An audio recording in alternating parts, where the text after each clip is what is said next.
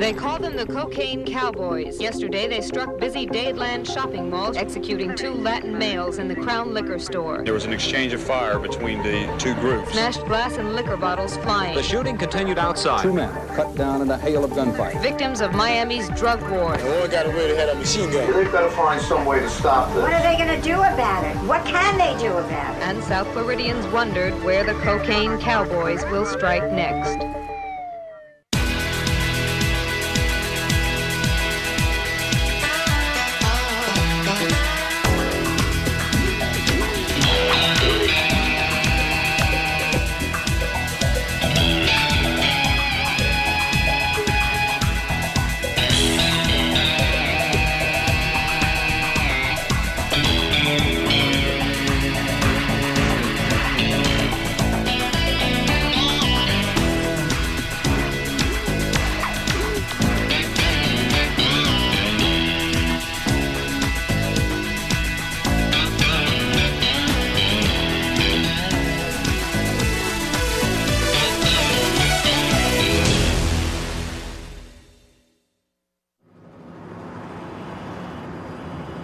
My name is John Roberts. Je m'appelle John Roberts.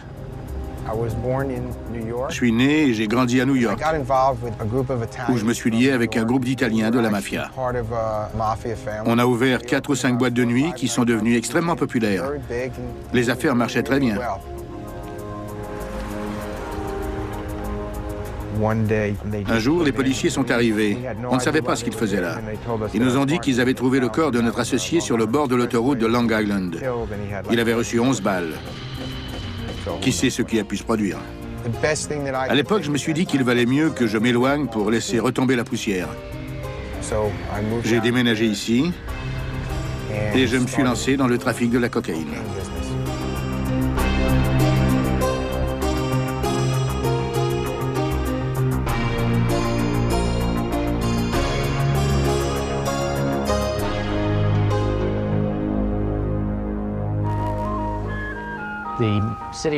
Miami était une ville très paisible, où il faisait bon vivre.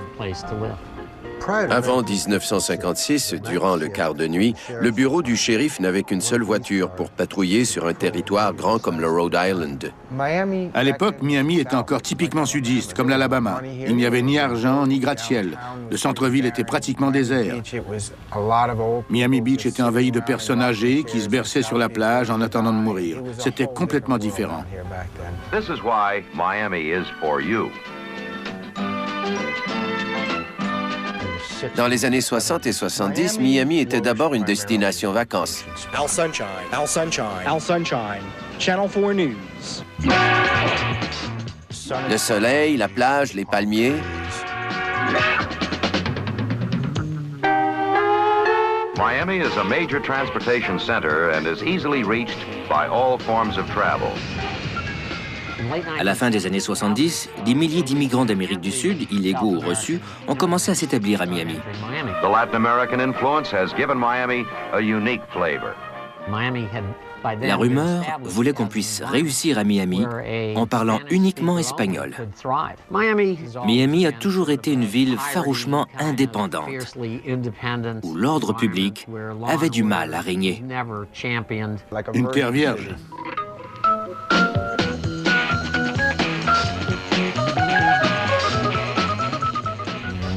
Je suis un gars du sud de la Floride, l'un des seuls types de mon âge qui soit né ici.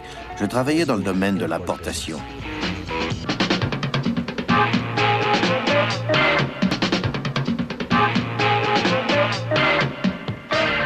Il suffit de creuser un peu pour remonter la filière, de la contrebande d'armes et d'alcool au trafic de la marijuana, aux immigrants cubains et à la cocaïne. Cette ville était la porte d'entrée de toute activité illégale. South Florida is the nearest U.S. mainland destination for South American drug smugglers. C'était une passoire à l'époque. Une passoire. There is mile after mile of unguarded shoreline where a boat can drop drugs undetected. in the 70s. Quand je suis arrivé ici dans les années 70, tout le monde passait de la marijuana. The Drug Enforcement Agency believes 95% of all marijuana smuggled into the United States comes through South Florida. Un de mes amis est décédé et on a découvert 900 kilos de marijuana dans son entrepôt. J'ai tout ramassé. Je ne connaissais personne dans le milieu. J'en ai remis la moitié à quelqu'un et la seconde moitié à quelqu'un d'autre. Et on a partagé les profits. À l'époque, quand on faisait $10 000 par an, c'était pas mal. 20 000, c'était extraordinaire. Je crois que ça m'a rapporté $165 000. C'est l'équivalent de 8 ans de salaire, d'un seul coup. J'ai trouvé ça fantastique et j'ai eu envie de continuer. C'était un jeu d'enfant. On n'avait qu'à accoster, décharger la marchandise et le tour était joué. Les frontières n'étaient absolument pas surveillées. And at the present rate, according to some economists, the state's major industry could soon be drug smuggling. On se promenait en bateau et on trouvait des ballots de marijuana qui flottaient sur l'eau. C'était fréquent. Les Colombiens ont compris que c'était une mine d'or. Ils ont commencé à envoyer quelques kilos de cocaïne au milieu de toute cette marijuana. Au début, ils en exportaient très peu. C'était extrêmement cher. Ils la transportaient dans des valises. On n'en voyait pas beaucoup. Et les prix étaient exorbitants. Au milieu des années 70, la priorité n'était pas les stupéfiants. Notre bureau faisait la sourde oreille quand il était question de cocaïne.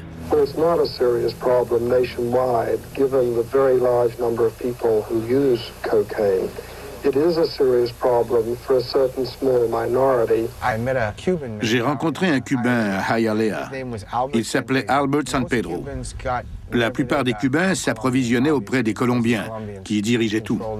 In drug trafficking, Cuban-American organizations here are often allied with Colombian groups.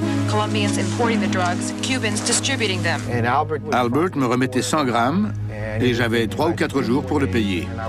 Ensuite, il m'en remettait encore 100 grammes. Si je me souviens bien, je payais environ $3 000 pour 100 grammes dans les années 70. C'était pas de la bonne qualité, mais la plupart des gens n'y connaissaient rien.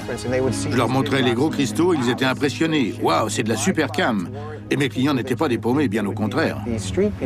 Les consommateurs de cocaïne étaient des pilotes, des agents immobiliers, des médecins, des procureurs. J'avais des avocats et des médecins comme clients. Des gens qui en avaient les moyens. On les appelait les guerriers de fin de semaine. Ils ne prenaient rien la semaine, mais ils se défonçaient du vendredi soir au dimanche. Ils me présentaient les amis de leurs amis.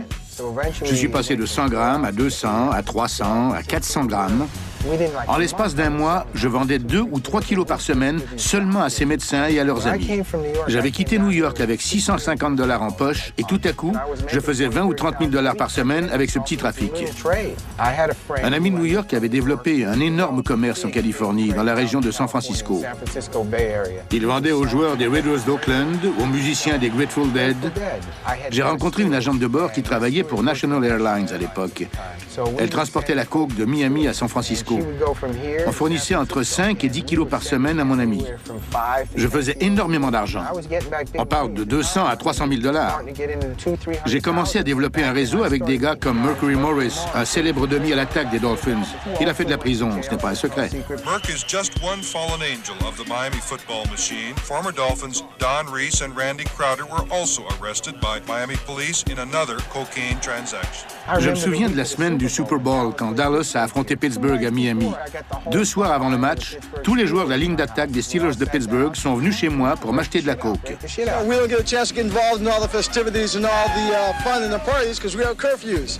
Ils faisaient la fête, je peux vous le dire. Ces gars-là se sont défoncés. Je leur disais, vous allez vraiment jouer dimanche? Et ils me répondaient qu'ils allaient gagner. Ils ont gagné, ils étaient en pleine forme. La popularité de la coke a monté en flèche. Tous ceux qui avaient l'habitude de fumer de la Marie se sont convertis à la cocaïne. On a vendu de la marijuana jusqu'à ce que l'offre dépasse la demande. Il y en avait trop. On ne fournissait pas à la demande de cocaïne. Je me suis dit qu'il fallait s'occuper du transport. Il ne fallait pas l'acheter, la vendre ou la consommer, mais l'importer. Les Colombiens nous ont proposé une somme plus que satisfaisante. $3 000 le kilo. Et ils voulaient en importer au moins 400 du coup. Notre premier voyage nous a rapporté $1 200 000. C'était suffisant pour nous emballer. On n'avait pas l'intention d'arrêter là. Ceux avec qui je faisais affaire n'avaient pas assez de coke, et ceux qui m'en achetaient développaient leur marché. J'en manquais. Un gars me demandait 20 ou 25 kilos, et je ne pouvais lui en vendre que 10 ou 15. C'était de l'argent perdu. Je pouvais facilement vendre 100 kilos par semaine. J'ai eu de la chance. En 79, j'ai rencontré une fille. J'étais à Miami pour une séance de photos et je travaillais avec une fille qui m'a dit qu'elle voulait me présenter quelqu'un. Un ami m'a organisé un rendez-vous avec elle. Il était avocat et il fréquentait une mannequin magnifique de l'agence Ford.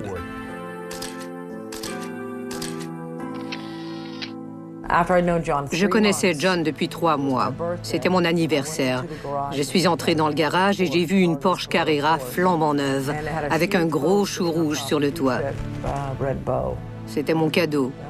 Ça a été le coup de foudre entre John et moi. On était très amoureux.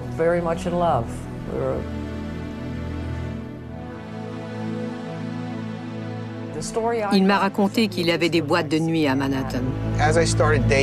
Quand on s'est connus, elle a bien vu que je ne travaillais pas et que je pouvais aller à New York quand bon me semblait. Elle était curieuse et je ne suis pas du genre à faire des cachettes. Alors je lui ai dit, voilà comment je gagne ma vie. Si tu préfères qu'on se voit plus, je comprendrai. Elle m'a plutôt répondu qu'un de ses amis était pilote pour les Colombiens. C'est comme ça que j'ai rencontré Mickey Monday. C'était un vrai redneck qui n'avait jamais quitté la Floride. John m'a déplu dès que je l'ai rencontré. Il conduisait une Mercedes Sport noire. C'était écrit trafiquant de drogue sur son front. Mickey Monday faisait des affaires d'or en transportant de la coke pour le cartel de Medellín. Il était extravagant, le genre de gars dont je me tenais habituellement loin. Vous vous souvenez de l'émission de télé MacGyver? C'était tout à fait lui. Il faisait des trucs incroyables. C'était un gars intelligent, mais je n'aimais pas ses voitures. Il avait l'air du trafiquant de drogue typique. Je lui ai dit que les Cubains n'arrivaient pas à m'approvisionner et que j'avais besoin d'un Colombien qui me fournirait toute la marchandise dont j'avais besoin. Il m'a dit qu'il pouvait me présenter des Colombiens qui avaient tout ce qu'il me fallait. C'était pas la première fois que j'entendais ça. Alors j'ai dit, d'accord, j'attends tes nouvelles. On s'est rendu dans une maison de Sunny Island, en Floride. Et il y avait 5 ou 6 Colombiens armés jusqu'aux dents. Ils avaient des pistolets et des mitraillettes. J'ai compris que c'était du sérieux. C'était vrai, les gens normaux ne s'arment pas de la sorte. J'ai rencontré ce petit Colombien qui ne mesurait pas plus de 1,60 m. Il s'est présenté en disant, « Je m'appelle Rafa, je peux te fournir tout ce que tu veux. Si tu me donnes de l'argent, je vais t'en faire faire le double. » J'ai répondu, « Je veux voir de mes propres yeux. » Il m'a emmené dans une pièce à l'arrière, et quand il a appuyé sur un bouton, tout un mur s'est ouvert devant moi. Je n'avais jamais vu autant de cocaïne de toute ma vie. J'ai dit, « OK, je vois que tu peux m'aider, mon vieux. Donne-moi 24 heures et je reviens avec l'argent. » Le lendemain, quand je suis revenu, il m'a présenté un Américain en disant « Voici mon compadre. Je ne suis pas souvent en ville, alors si tu as besoin de quoi que ce soit, il va s'en occuper. Ne t'inquiète pas, tu peux lui faire entièrement confiance. » Cet homme était Max Mermelstein. John m'a présenté Max. À l'époque, je pensais que Max était quelqu'un de bien, un homme de confiance. Max m'a paru très gentil. Il avait l'air gentil, en tout cas. Au début, Max me fournissait 75 ou 100 kilos par semaine. Quand il a compris que j'étais sérieux et que je revenais chaque semaine, quand on remet $1 million par semaine à quelqu'un, un lien se crée, c'est inévitable. Max m'a proposé d'aller en Colombie pour organiser le transport. Il m'a dit, on va partager les profits. Tu feras beaucoup plus d'argent tout en continuant de vendre à qui tu veux. Max m'a envoyé en Colombie. This is the Envigado section of Medellín. It is here that the cocaine bosses meet. Je me tenais avec Rafa qui m'a présenté les gens avec qui il travaillait. On a rencontré l'élite du milieu de la drogue colombien, si je peux dire. Les Ochoa, Pablo Escobar, ceux dont on parle dans les livres. Carlos Leder. J'étais un petit gars de New York, je ne pensais jamais que ça pouvait m'arriver. Ils faisaient croire qu'ils avaient d'immenses bureaux avec des ordinateurs et 40 secrétaires. Mais en vérité, c'était juste une bande de voyous. Des voyous qui ont eu de la chance. Je vais l'expliquer autrement pour que les gens puissent comprendre. En Amérique, on connaît les Italiens et la mafia. Les Colombiens ont leur mafia, mais c'est une mafia colombienne. À l'époque, il n'y avait qu'une seule famille, celle de Medellín. Les Ochoa étaient une famille d'éleveurs très respectée. Ils avaient énormément d'influence dans leur ville, Medellín, en Colombie. Ils avaient des capitaines et le patron, le capo. Plusieurs prétendent que Pablo Escobar était le grand patron de la cocaïne. Mais le véritable patron était Ochoa. Et pas le jeune Favito, mais le vieil homme. Il n'a jamais passé une journée derrière les barreaux, mais Escobar lui obéissait. Fabio Ochoa, the patriarch of the Ochoa family of the Medellín cartel. On dit qu'ils ont créé l'équivalent de la Lloyd's de Londres avec le trafic de la cocaïne en Colombie. Rafa était un lieutenant. Il contrôlait littéralement chaque kilo de coke qui entrait aux États-Unis par l'entremise des gens de Medellín. Rafa savait d'où ça venait, à qui c'était destiné et combien ça valait. Il faisait... C'était incroyable. C'était même pas assez de parler de millions. Personne n'était plus haut placé que lui dans le cartel de Medellín aux États-Unis. Plusieurs soldats travaillaient pour lui, comme dans la mafia. Certains d'entre eux vendaient la drogue, d'autres assuraient la sécurité. Il avait des comptables, des avocats. So in your view, these fellows are not the cocaine cowboys? Absolutely not. Rafa dirigeait tout dans ce pays. C'était une organisation bien structurée. N'oublions pas que c'était un seul et même groupe qui fournissait la drogue, le cartel de Medellín. The feds charge the cartel controls 80% of the cocaine coming into the United States. Federal authorities say these three men now run an organization more violent and at least as powerful as the American mafia. Si j'en juge par mon expérience avec la mafia new-yorkaise, les Colombiens faisaient beaucoup plus d'argent, beaucoup plus rapidement que les mafiosi n'ont jamais rêvé d'en faire. Les Colombiens avaient des granges, des fincas comme ils les appellent, remplies de cocaïne, parce qu'ils en produisaient une quantité industrielle. Les gars qui travaillaient dans les usines mâchaient des feuilles de coca à longueur de journée. Ils travaillaient comme des forcenés. Il n'y avait pas d'industrie là-bas. Ils gagnaient leur vie ainsi. Les fermiers et les ouvriers faisaient beaucoup d'argent avec ce commerce. C'était une véritable chaîne de production, comme à l'usine. On communiquait avec des émetteurs à ondes courtes à l'époque. Il n'était pas question de se téléphoner comme on le voit dans les films. « Hey, qu'est-ce qui se passe en Colombie? Il me faut 600 kilos. » Ça ne se passait pas ainsi. Des antennes s'élevaient à 25 mètres dans les airs pour nous permettre de communiquer. Ils allumaient leurs émetteurs en même temps que nous et on pouvait discuter. C'est comme ça qu'on organisait le transport. On était embauchés par les Colombiens. Ils me disaient « D'accord, on a 1000 kilos, tu peux venir les chercher. » On survolait les montagnes et on atterrissait dans une vallée. Personne ne nous voyait. Atterrir et décoller ne posait jamais aucun problème. Tout le monde était payé. Le gouvernement était de connivence avec eux.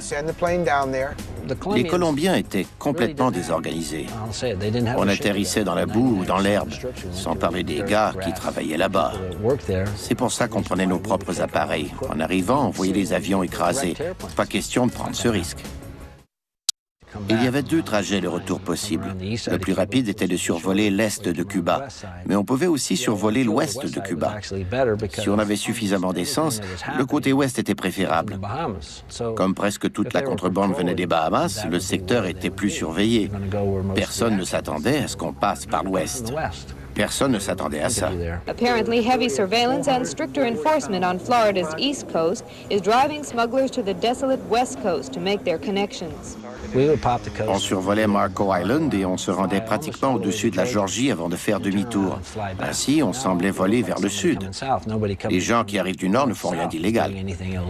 On pourrait transporter 62 000 cadavres dans un avion aux États-Unis. Je ne sais pas combien d'avions volent dans le ciel du pays simultanément, mais il n'y a aucun contrôle. On peut atterrir dans n'importe quel petit aéroport parce qu'il n'y a pas de policiers pour vérifier la cargaison des avions.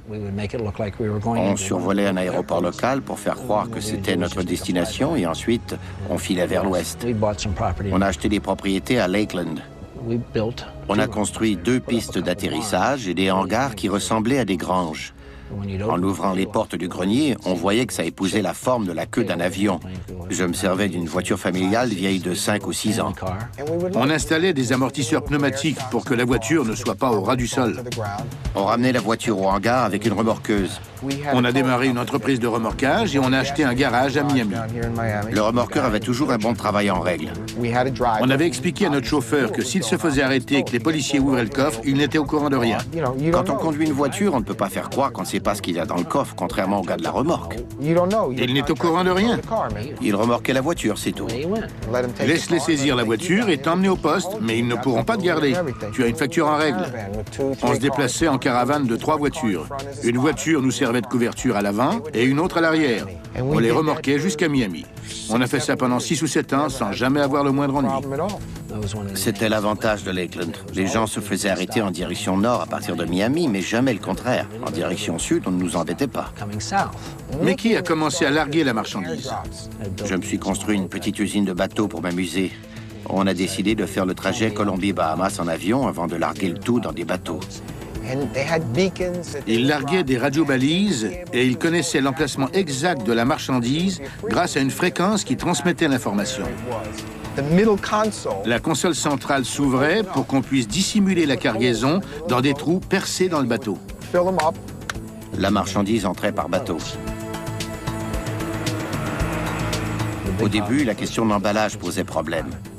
Ça a été un fiasco parce que les Colombiens, toujours aussi merveilleusement bien organisés, ont ruiné 2 voyages. L'eau salée ne fait pas bon ménage avec la cocaïne. Une fois imbibée, la drogue n'était plus bonne à rien. Mickey a essayé de leur montrer comment l'emballer convenablement. Je leur ai envoyé des enregistrements et des photos. Je leur ai montré comment faire de A à Z. C'est impossible de montrer quoi que ce soit à un Colombien. Mickey aurait pu passer des heures à leur expliquer comment faire. Les Colombiens ne l'auraient jamais écouté. Mes gars sont partis chercher la marchandise et elle n'était pas bien emballée. C'était toujours la même chose. On a perdu plus de la moitié de la coke. Ils ont jeté des millions de dollars par les fenêtres par pure négligence. Leur négligence causait des pertes. Ils étaient furieux contre moi. Ils ne pouvaient pas me le reprocher. Hey, c'est votre faute. Ça a enfin marché au 3e voyage. Et après, c'est devenu une recette gagnante. Parfois, je passais par ce qu'on appelait la porte d'entrée à Haulover. On ne pouvait pas dire qu'on arrivait à Haulover, alors on parlait plutôt de la porte d'entrée. C'était une sorte de code. J'ai loué un appartement au canal Haulover, au 12e étage, dans le coin nord-est d'un immeuble appelé Harbor House. On avait une vue imprenable sur le canal. J'ai payé une jeune femme pour qu'elle y vive et quand on faisait un voyage, elle disposait de puissantes jumelles et d'une radio. On a trouvé toutes les radiofréquences possibles pour déjouer ce qu'on appelait la concurrence. Les douaniers, la patrouille maritime locale, on savait quand ils nous écoutaient.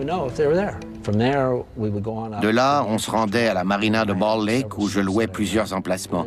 Le lendemain, mon remorqueur arrivait avec un bon de travail et sa remorque. Mon atelier se trouvait à quelques coins de rue de là. On entrait le bateau à l'intérieur et on chargeait la cargaison dans les voitures. On me remettait toute la marchandise. J'avais différentes planques à Miami.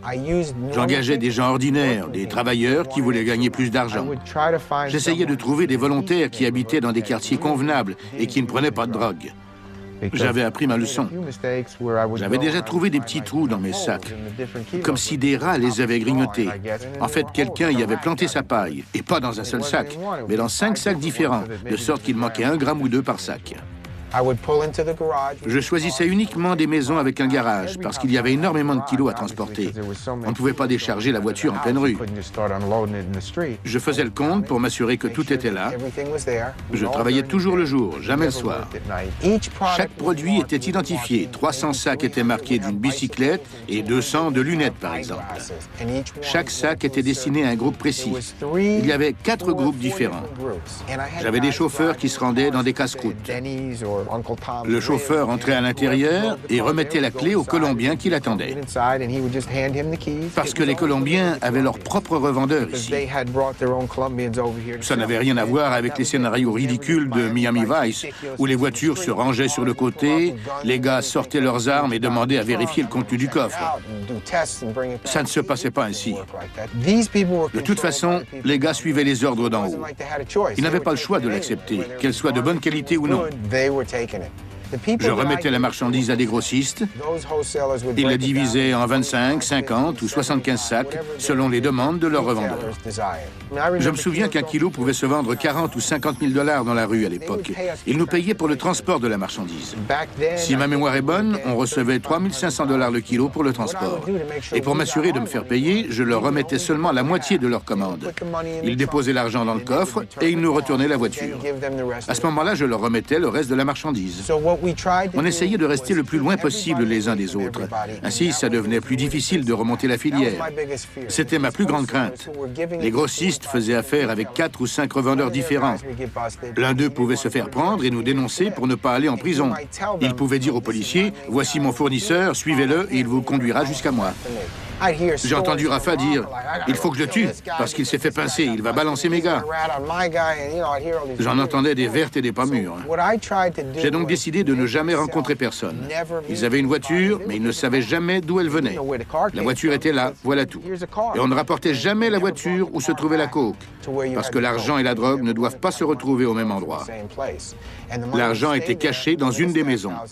Je prenais ma part et je cachais le reste parce qu'il fallait que je renvoie l'argent à Ochoa et Escobar. À l'époque, on travaillait avec Noriega au Panama. General Noriega's country is a mecca for drug money laundering. L'argent repartait dans l'un de nos avions en direction du Panama et des gens de Noriega. Il leur permettait d'atterrir à l'aéroport. On n'envoyait jamais un avion avec moins de 10 millions de dollars. Unlimited amounts of money may be brought into and out of the country with no reporting requirements, and money laundering is not a crime. L'armée prenait l'argent et le déposait à la banque.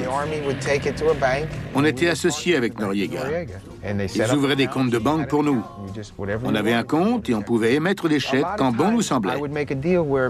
Souvent, au lieu de me payer pour une transaction de 500 kilos, ils me donnaient 100 kilos, que je pouvais revendre 25 000. Quand la marchandise arrivait, je choisissais les meilleurs sacs, parce qu'ils n'étaient pas tous pareils. Max et moi, on faisait entre 750 000 et 1 million par voyage.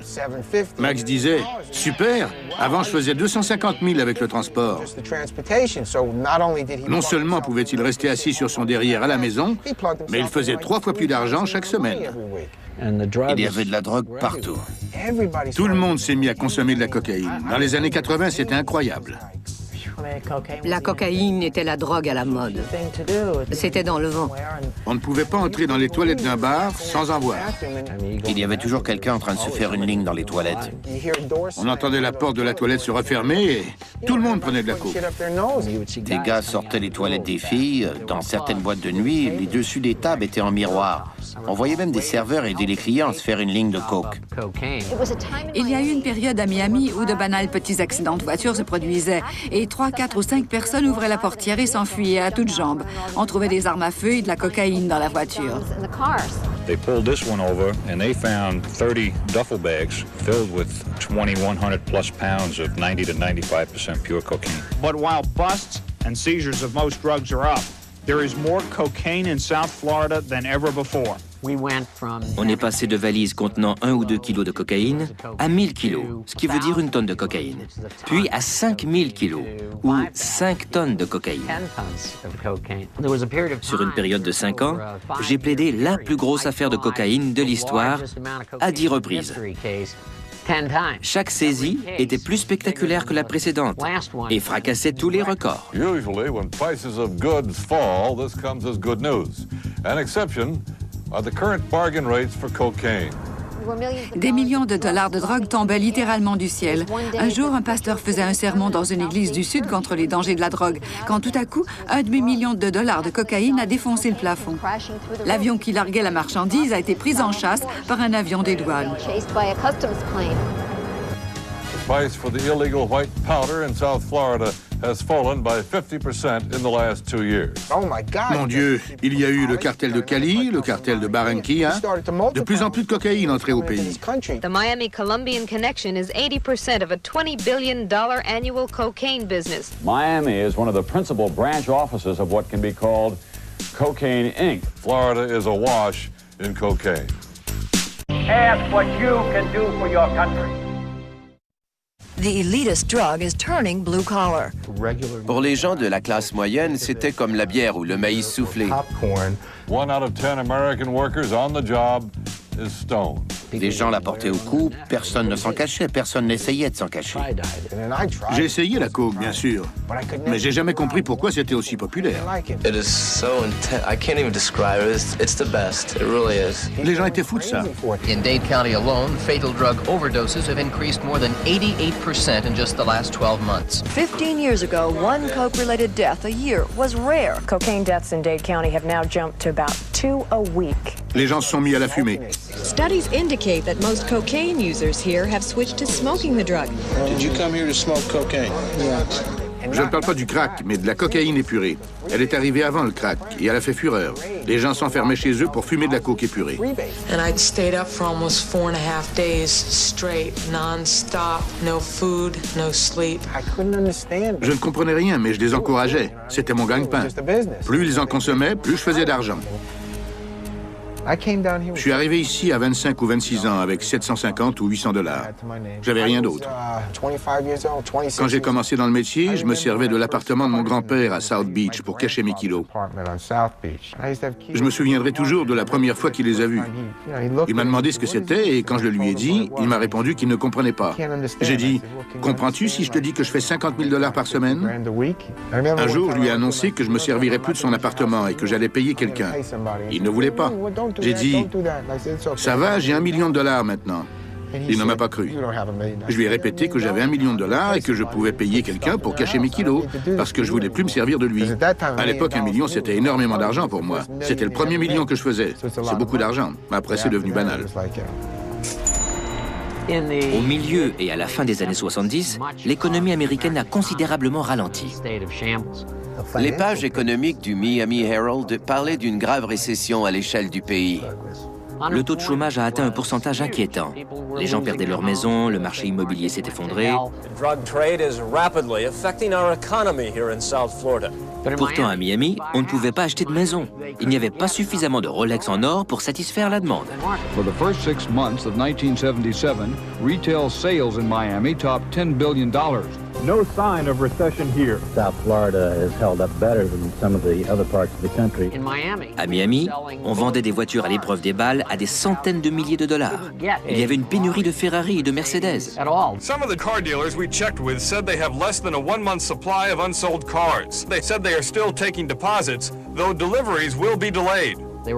Les trafiquants de drogue achetaient toutes les voitures.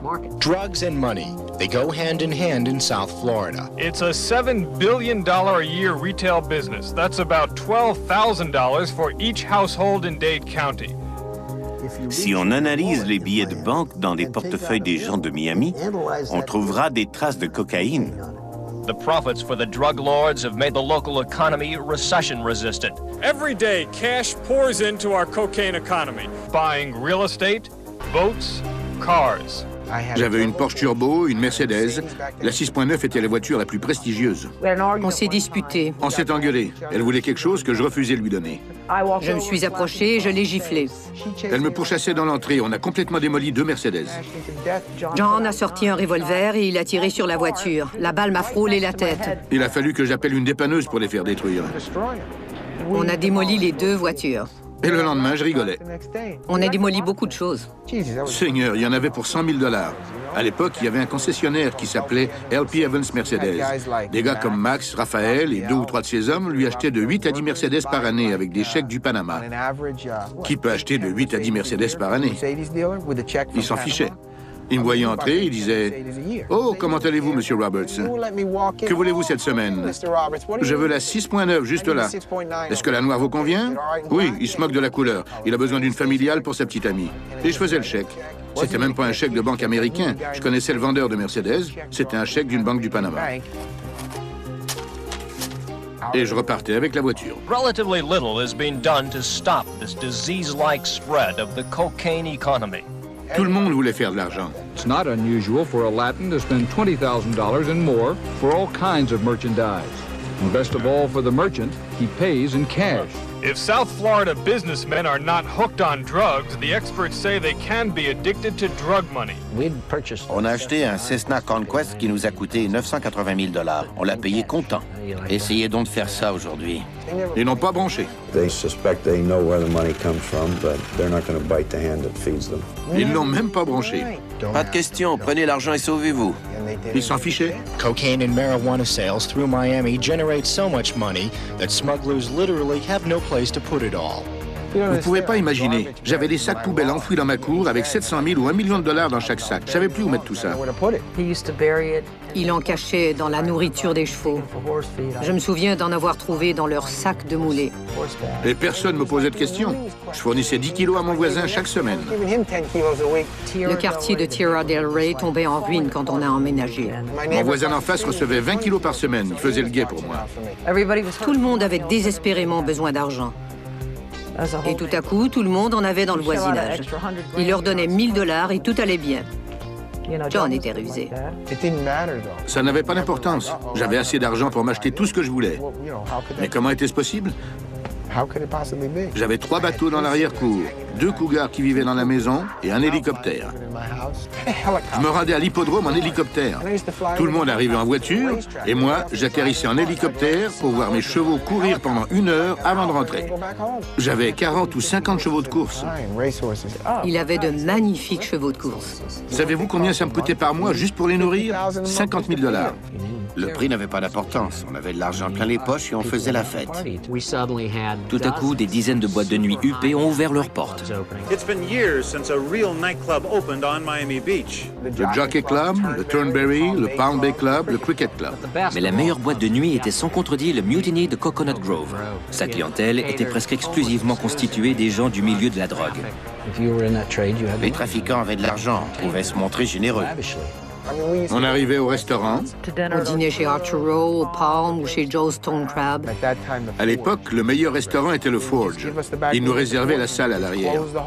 On pouvait dépenser $20 000 en une soirée. On détruisait tout et on leur donnait de l'argent en disant « Voilà, réparez tout ça ». L'argent n'avait aucune valeur à nos yeux. John aimait bien les bars érotiques. C'était rien de dépenser $5 000 dans un bar de danseuse. Et je parle pas d'une occasion spéciale, mais de 3 ou 4 soirs par semaine. Je disais à un ami, tu vois la fille là-bas? Je te parie que je peux la convaincre de coucher avec toi. Il disait, c'est impossible, elle acceptera jamais. Je demandais à la fille combien elle voulait pour coucher avec mon ami. Elle répondait que c'était pas son genre. Mais je faisais monter les enchères, 500, 1000, 2000. Comme je l'avais parié, elle finissait par accepter pour 2 ou 3 000 $. C'est d'accord. Le gars n'en revenait pas. Il se demandait comment je faisais. C'est la même chose maintenant, selon moi, même si Miami a changé. Tout a un prix. Les incorruptibles sont l'exception qui confirme la règle. Qu'on parle de personnages haut placés, comme Noriega, du maire d'une petite ville ou d'un simple policier. Un gars qui se fait prendre avec 50 kilos dans le coffre de sa voiture n'a qu'à offrir un pot de vin. On ne peut peut-être pas soudoyer un policier avec 50 ou 100 $, mais dans ce cas-ci, on parle de plusieurs centaines de milliers de dollars. Il n'y avait qu'à leur promettre qu'1 heure plus tard, ils obtiendraient la somme demandée, comptant. Un demi-million, 750 000 $. Pourvu qu'on puisse repartir avec la coke. Ça marchait la plupart du temps. Je connaissais un lieutenant qui travaillait à North Bay Village. Je suis allé le voir en lui disant « J'aimerais décharger des bateaux derrière le poste de police de North Bay Village. Penses-tu que ça pose problème ?» Il m'a répondu qu'il pouvait nous fournir 2 voitures de patrouille pour le transport de la marchandise. 4 maires ont été inculpés et la plupart ont été condamnés pour corruption. On est devenu tellement puissant avec tout cet argent.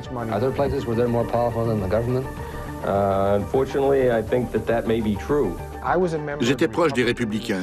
Howard Baker m'a écrit une lettre pour me demander de leur envoyer ma contribution tout en m'invitant à Washington. J'étais là parmi les sénateurs et les gros bonnets et aucun d'entre eux ne m'a jamais demandé ce que je faisais à Miami. Ils m'ont invité là-bas parce que j'avais donné beaucoup d'argent au Parti républicain. C'est aussi simple que ça. Et je me disais, j'ai fait ça uniquement grâce à la vente de drogue, rien d'autre.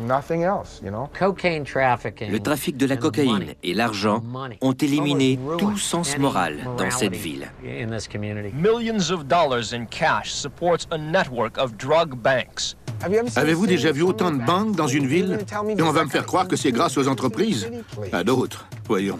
What makes law officials suspicious is that last year, South Florida banks took in $6 billion in extra cash from depositors. Les présidents de banque ont passé des jours à compter les billets. Is Landmark a cocaine bank? It is not, definitely not. Les banques ont acheté d'énormes compteuses de billets. Lacking storage space, the banks turned it over to the Federal Reserve. Authorities say a bank this size normally deposits about $12 million a year in cash with the Federal Reserve. Last year, Continental National deposited $600 million in cash. Are you implying that in this bank there is something wrong? This is the counting room of the Federal Reserve Bank in Miami. Last year, the Federal Reserve Bank here generated a surplus in cash of $5 billion. More money than all of the other Federal Reserve banks in the country combined. Miami could possibly be described as the overseas corporate headquarters for money laundering for the Colombians. Je me suis mis à acheter un tas de maisons. There are thousands of properties worth more than $1 billion that have been bought with illicit money in South Florida. Quelques maisons. On a acheté une entreprise de bateaux. Le terrain de l'entreprise. On a acheté des appartements. Beaucoup d'entrepôts. On a acheté 200 hectares de terrain à Tampa. Énormément de biens immobiliers. On a acheté un immeuble pour installer une salle des radios. 400 hectares dans le centre de la Floride. Les trafiquants de drogue achetaient 8, 10, 15 maisons.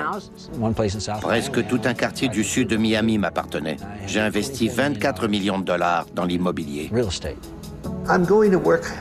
Un jour, je me rendais au travail et je roulais sur l'autoroute 95 qui offre une magnifique vue sur le centre-ville de Miami. J'ai compté 22 grues à l'horizon. Je me suis demandé combien de chantiers de construction venaient de l'argent de la drogue. Combien j'ai pu dépenser? Il y avait tellement d'argent que le processus était tout simplement irréversible. Probablement tout ce que j'ai déposé à la banque. Facilement 50 millions de dollars, facilement. Ces milliards de dollars ont peut-être permis de développer Miami, mais c'était de l'argent maculé de sang.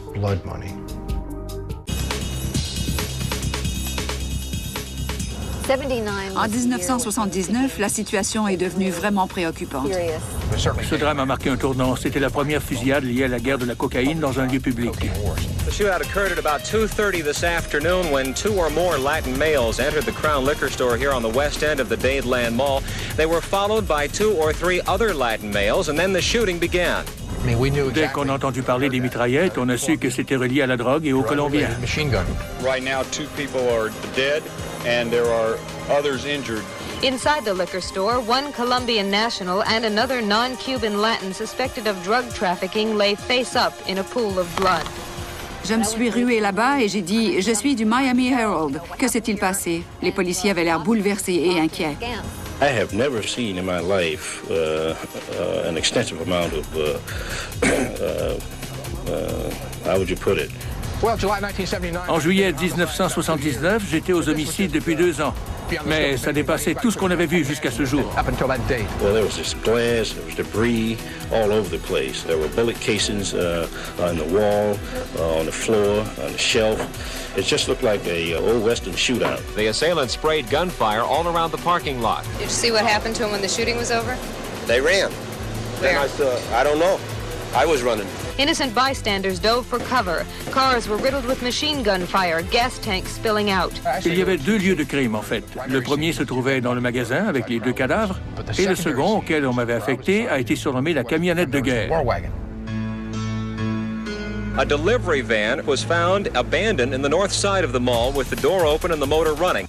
C'était une Econoline Ford 79 flambant neuve convertie en véhicule blindé. Une machine de la mort.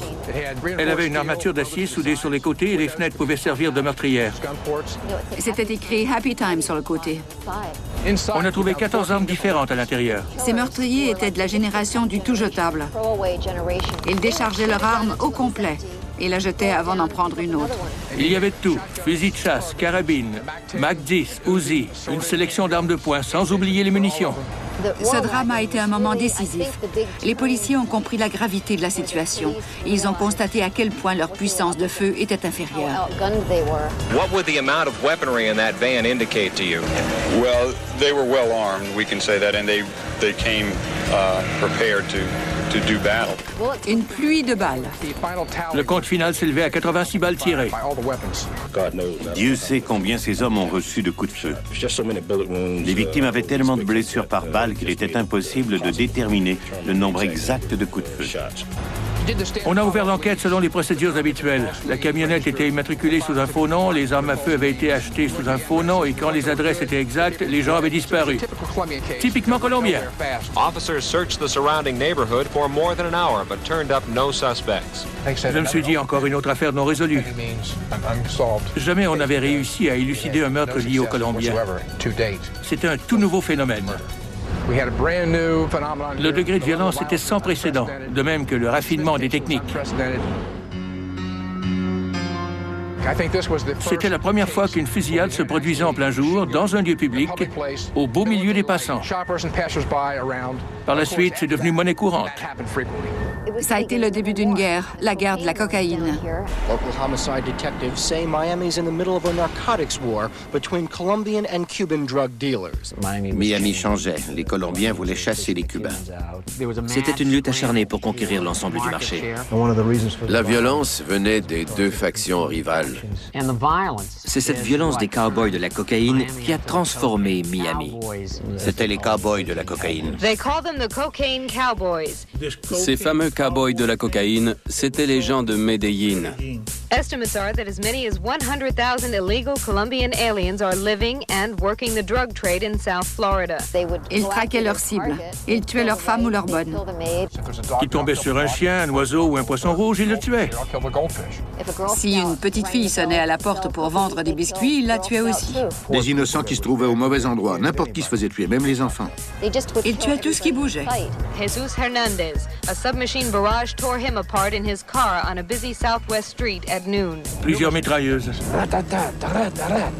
And then I heard the ba-boom, ba-boom, pa-pa-pa-pa-pa. And the apartment was sprayed by machine gun fire, a trademark, according to police, of the cocaine cowboys. On the highways, the Turnpike, US 1, in some cases residential streets. The red Mustang was heading north on Southwest 107th Avenue. A green sedan pulled alongside the driver, opening fire. The tools of death, automatic weapons and shotguns. C'est le genre de choses qu'on voit à la télévision, pas dans la vraie vie. Witnesses describe the scene as a war zone, Miami Vice without the cameras. C'était bien réel, ça se passait sous nos yeux. Il y avait 5 morts ici, 3 morts là-bas. A quiet residential area in Kendall tonight became the scene of a grisly mass murder. 6 bodies were found in a posh townhouse. Miami police say this is the worst multiple homicide in the city's history. Police believe the massacre was drug-related. C'était de vrais massacres. De nos jours, tous les réseaux de télévision diffuseraient cette nouvelle de dernière heure. Mais à l'époque, une telle violence faisait partie du quotidien et les médias disaient « c'est seulement un double meurtre ». C'est seulement un triple meurtre. C'était devenu courant de se déplacer d'une scène de crime à l'autre. Il fallait plus de 4 ou 5 victimes pour qu'une affaire attire l'attention. Je me souviens d'une soirée où il y a eu 5 meurtres. Au début des années 80, Miami avait la réputation d'être l'endroit le plus dangereux de la planète. First Detroit was Murder City, then Atlanta, now Miami. In 1976, we investigated 104 murders. The first 7 months of 1979 have been called the bloodiest in South Florida's history. There were 573 total homicides in 1980. 1981 will go down as another record year for killings around Greater Miami. I think we're probably going to see in excess of 600 homicides by the end of the year. As South Florida's drug trade prospers, Dade's homicide rate will continue to climb. For Fidel Castro, it was tantamount to an act of genocide. With one fell swoop, he rid Cuba of thousands and thousands of undesirables. He emptied his prisons. He cleared the bums off the streets of Havana. Murderers, thieves, perverts, prostitutes, the retarded, crippled, the winos, all were rounded up, sent to Mariel Harbor, and put aboard boats bound for Miami. Fidel Castro lui-même a publiquement déclaré « J'ai tiré la chasse d'eau des toilettes de Cuba aux États-Unis ». Il s'en est vanté. One boat left Mariel for Key West every 5 minutes. They came unhindered, night and day. It became commonplace in South Florida. Shots are fired, people are killed, and much of the time the killers are people who came over from Cuba in the boat lift of 1980. Par conséquent, le nombre de meurtres a doublé cette année-là. It'd be like if an invading army was dropped in here to rape, pillage, and burn in our town. And that's exactly what they're doing. Aggravated assaults, rapes, robberies. Dans le temps de le dire, on avait des cadavres par terre. On les empilait. C'était honteux. There have been so many murders throughout Greater Miami lately that a special refrigerated truck is now being used by the Dade Medical Examiner's Office to store all the bodies. Ils l'ont loué de Burger King, dont le siège social était tout près. J'étais furieux. We have been invaded by aliens from outer space. These guys are spaced out. Personne ne s'inquiétait de ce qui se passait dans les rues de Miami. Alors j'ai décidé de parler. They're psychologically totally not even human. They're animals. Not even animals. That's an insult to the animal kingdom. L'ordre public était inexistant. We all carrying guns. My wife carrying guns. My two sons are carrying guns. You see that I have a shotgun loaded in my house and we're gonna shoot someone. Je ne me promenais jamais dans le comté de Dade sans être armé. C'était hors de question. J'ai toujours eu un revolver. Je ne dormirais pas bien sans mon arme, surtout à Miami à cette époque.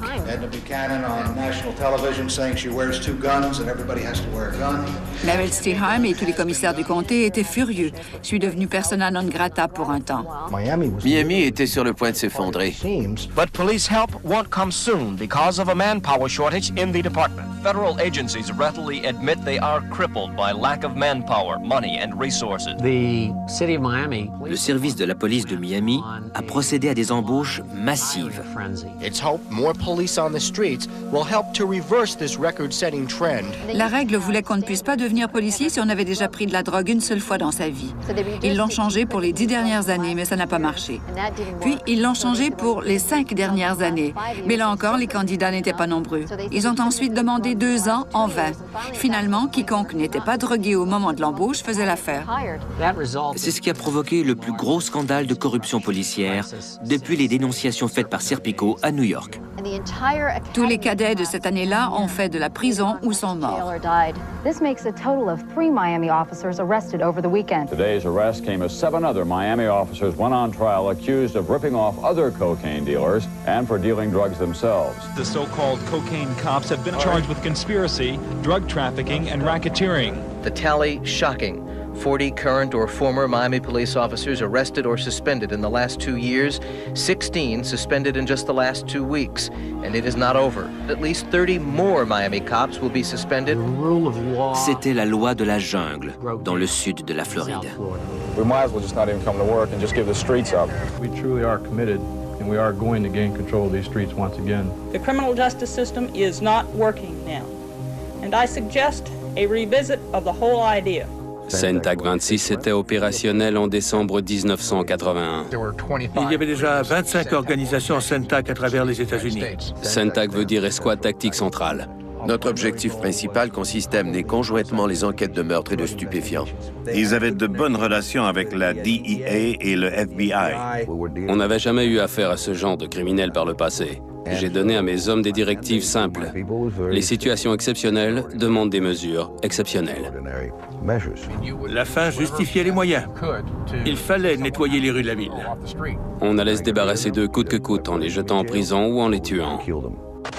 Cette escouade allait agir plutôt que réagir. C'était une nouvelle façon de faire régner la loi. À l'époque, c'était justifié en raison de la rare violence de ces criminels, que ce soit les trafiquants colombiens ou cubains. Miami seems to have become paradise lost. À l'automne 1981, le magazine Time a publié un article intitulé « Le paradis perdu ». Le magazine Time a démoli Miami.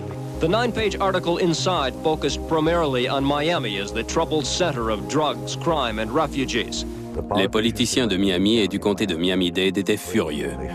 That's the number one question that's asked. Is it safe to come to Miami Beach? And what do you tell them? And again, I'm saying to them, unless you're coming down here to traffic in drugs, we are as safe here as you would be anywhere else in the world, including your own hometown. On était déchirés entre 2 univers, la capitale du soleil et de la détente et la capitale du crime. L'article se résumait à ceci: les criminels l'emportaient et nous perdions.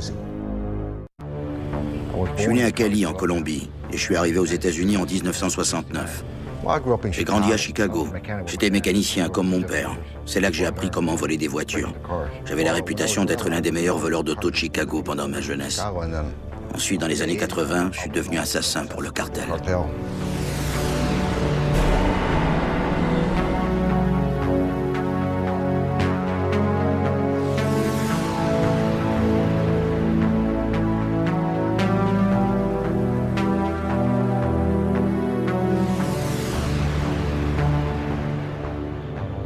J'ai commencé à voler des voitures avec une bande de copains pour les revendre à des parcs à ferraille. On faisait entre 200 et 500 $ par voiture et on en volait 5 ou 6 chaque nuit. On était 3. On faisait beaucoup d'argent. Je viens d'une bonne famille, je ne manquais de rien. Je n'avais pas besoin de voler des voitures, mais j'étais attiré par l'argent et l'excitation de voler et revendre des autos.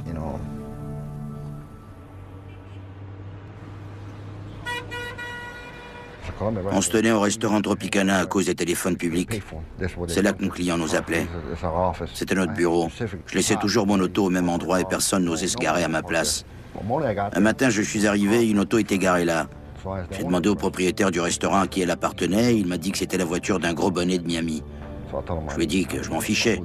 Je voulais déplacer l'auto et je l'ai fait. Le lendemain matin, on était attablés au restaurant et 3 Colombiens sont entrés. Ils ont demandé qui était Riverita. Je le cherche parce qu'il a volé ma voiture. Je lui ai dit que j'étais celui qu'il cherchait. Je m'appelle Rivi. Alors il a dit, t'as volé mon auto et je vais la récupérer. Je lui ai dit, d'accord, mais ça va te coûter 500 $ parce qu'elle est à moi maintenant. Tu t'es garé à ma place. Il a éclaté de rire et il m'a dit, tu sais que t'as des couilles? Je lui ai dit, oui, on m'a déjà dit ça. Il m'a demandé comment on allait régler le problème. Je lui ai dit, c'est bien simple, 500 $ et tu récupères ton auto. Il m'a payé, il a sorti ses clés, il a ouvert le coffre. Il était rempli d'armes à feu, des revolvers, des pistolets automatiques. Il m'a demandé si j'étais déjà allé en Floride. J'ai dit oui, avec mon père. Et t'as un permis de conduire? Oui, j'en ai 6. Il m'a proposé de le conduire à Miami. J'ai dit oui, bien sûr. Est-ce que je serais payé? Il a dit oui, 5 000 $. Ok, pas de problème.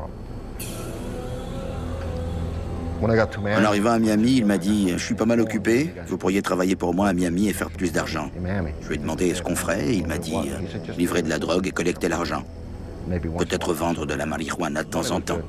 Il me payait très bien, 1 000 $ par jour. C'était la première fois qu'on travaillait pour des trafiquants de drogue. Je n'aurais jamais cru que je finirais par tuer des gens. C'est arrivé plus tard. Quelques semaines ont passé, on était au Jacaranda, une boîte de nuit colombienne de Miami. Flaco est arrivé, c'était notre livreur de drogue. Il m'a dit, il faut que vous sortiez d'ici parce que ça va chauffer. Tu vois les 6 Colombiens à ta droite qui rigolent et qui boivent? On va flinguer toute la table. J'ai répondu, ok, merci de me prévenir. Laisse-moi avertir mes gars. Ce que j'ai fait, mais Vanegas était dans la salle de bain en train de sniffer de la coke. On le surnommait Negro parce qu'il avait la peau très foncée. C'était pas un noir, mais un Colombien en teint foncé. Je suis allé dans la salle de bain pour l'avertir, mais je ne lui ai pas dit qui était la cible. Il m'a dit qu'il arrivait dans 1 minute. Je suis sorti. Pendant ce temps, Vanegas s'est arrêté à la table des Colombiens pour leur dire de s'en aller, qu'il y aurait une fusillade. C'est tombé à l'eau à cause de lui.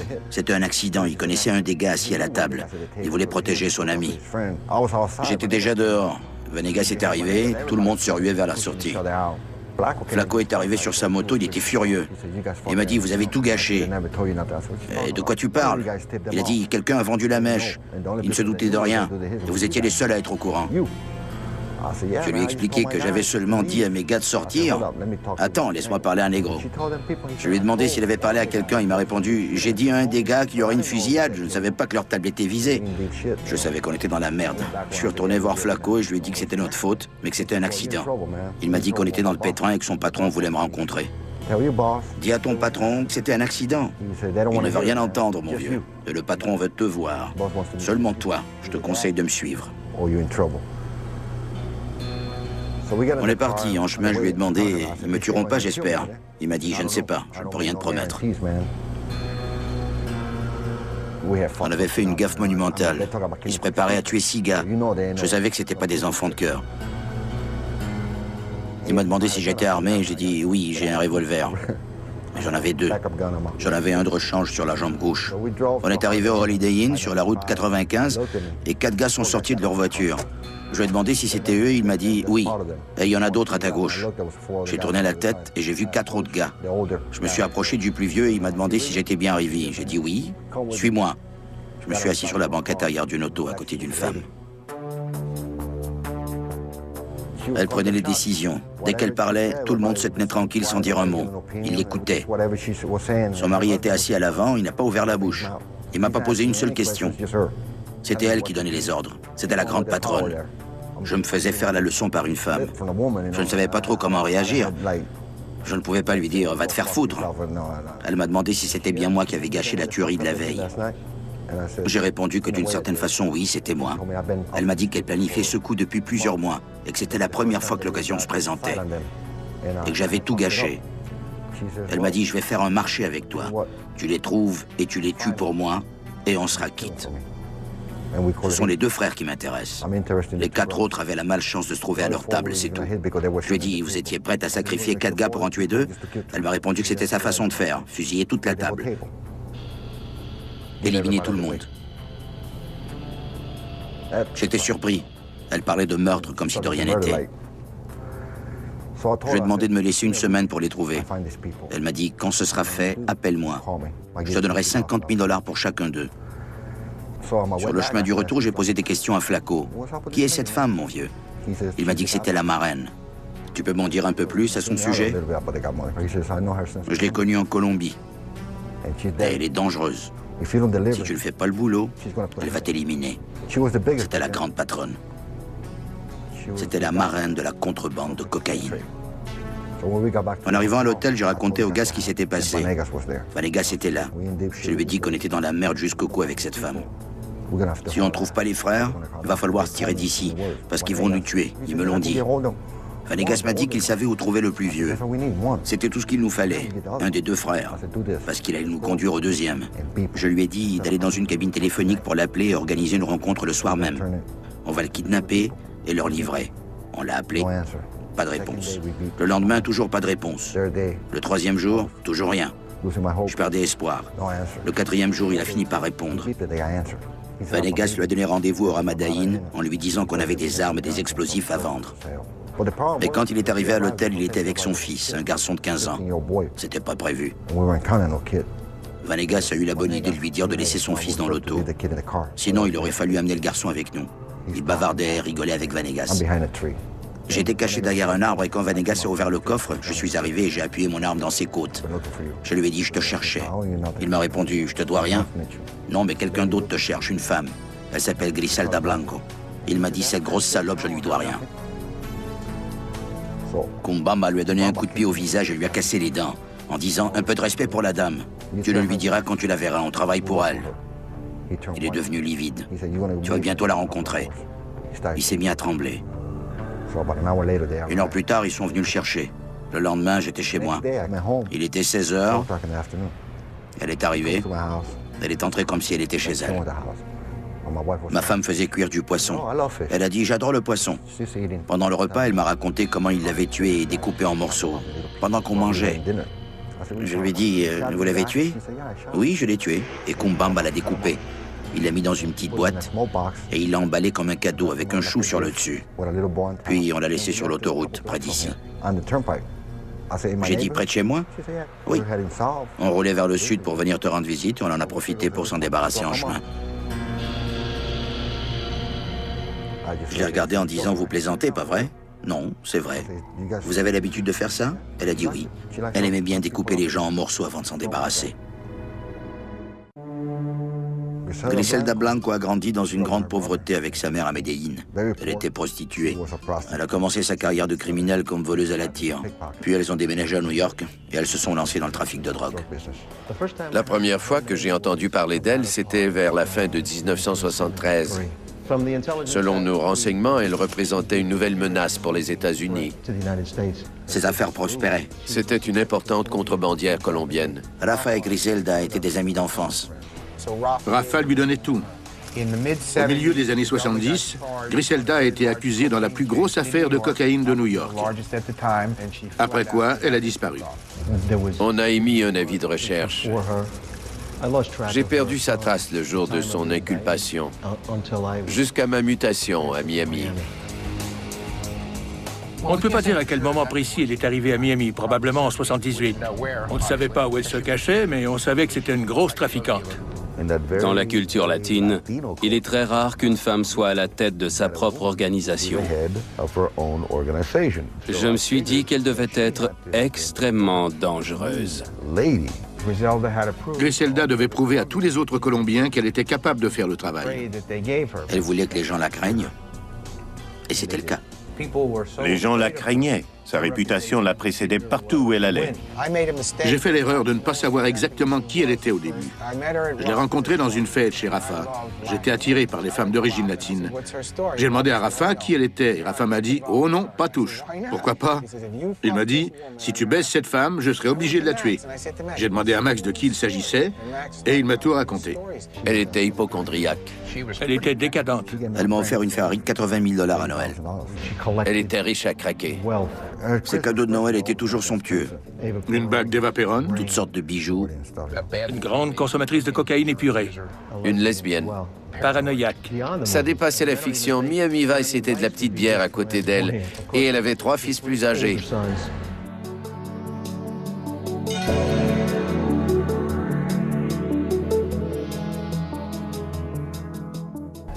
Elle a appelé son plus jeune fils Michael Corleone Sepulveda. Absolument incroyable. Si on parle de ces meurtres, bon sang. On l'appelait la veuve noire parce qu'elle avait tué 2 de ses maris ou les avait fait tuer. Cette femme tranchait littéralement la gorge des hommes après avoir couché avec eux. Je ne sais pas combien de fois elle a fait ça. Je me disais qu'elle ne me ferait pas ça parce que Rafa allait me protéger. Mais Max m'a prévenu que ça ne changerait rien. Elle peut coucher avec toi un soir et te trancher la gorge le lendemain. Qu'est-ce qui va arriver? La guerre va éclater. Griselda était plus dangereuse que n'importe quel homme de ce milieu. Dadeland était la première affaire de meurtre dans laquelle on a su qu'elle était impliquée. Les gars de Griselda sont entrés dans le magasin et lui ont fait exploser la cervelle. La moitié de la cervelle. C'était en juillet 1979. J'imagine qu'il mourrait de soif. C'est cette fusillade qui l'a propulsé parmi les plus violents trafiquants de drogue qui soient. C'est ce qui a déclenché la guerre de la cocaïne. Les meurtres se multipliaient et Griselda Blanco jouait un rôle de plus en plus important dans ce qu'on appelait la guerre de la cocaïne. Elle a tué un grand nombre de Colombiens et de Cubains pour rester au sommet. Wherever they go, they take their special brand of viciousness with them. This woman known as La Madrina, the godmothers, Elle était responsable de la plupart des meurtres commis dans le sud de la Floride durant ces années-là. 79, 80, 81, 82, voilà les années où elle a dévasté le comté de Dade avec ses tueries.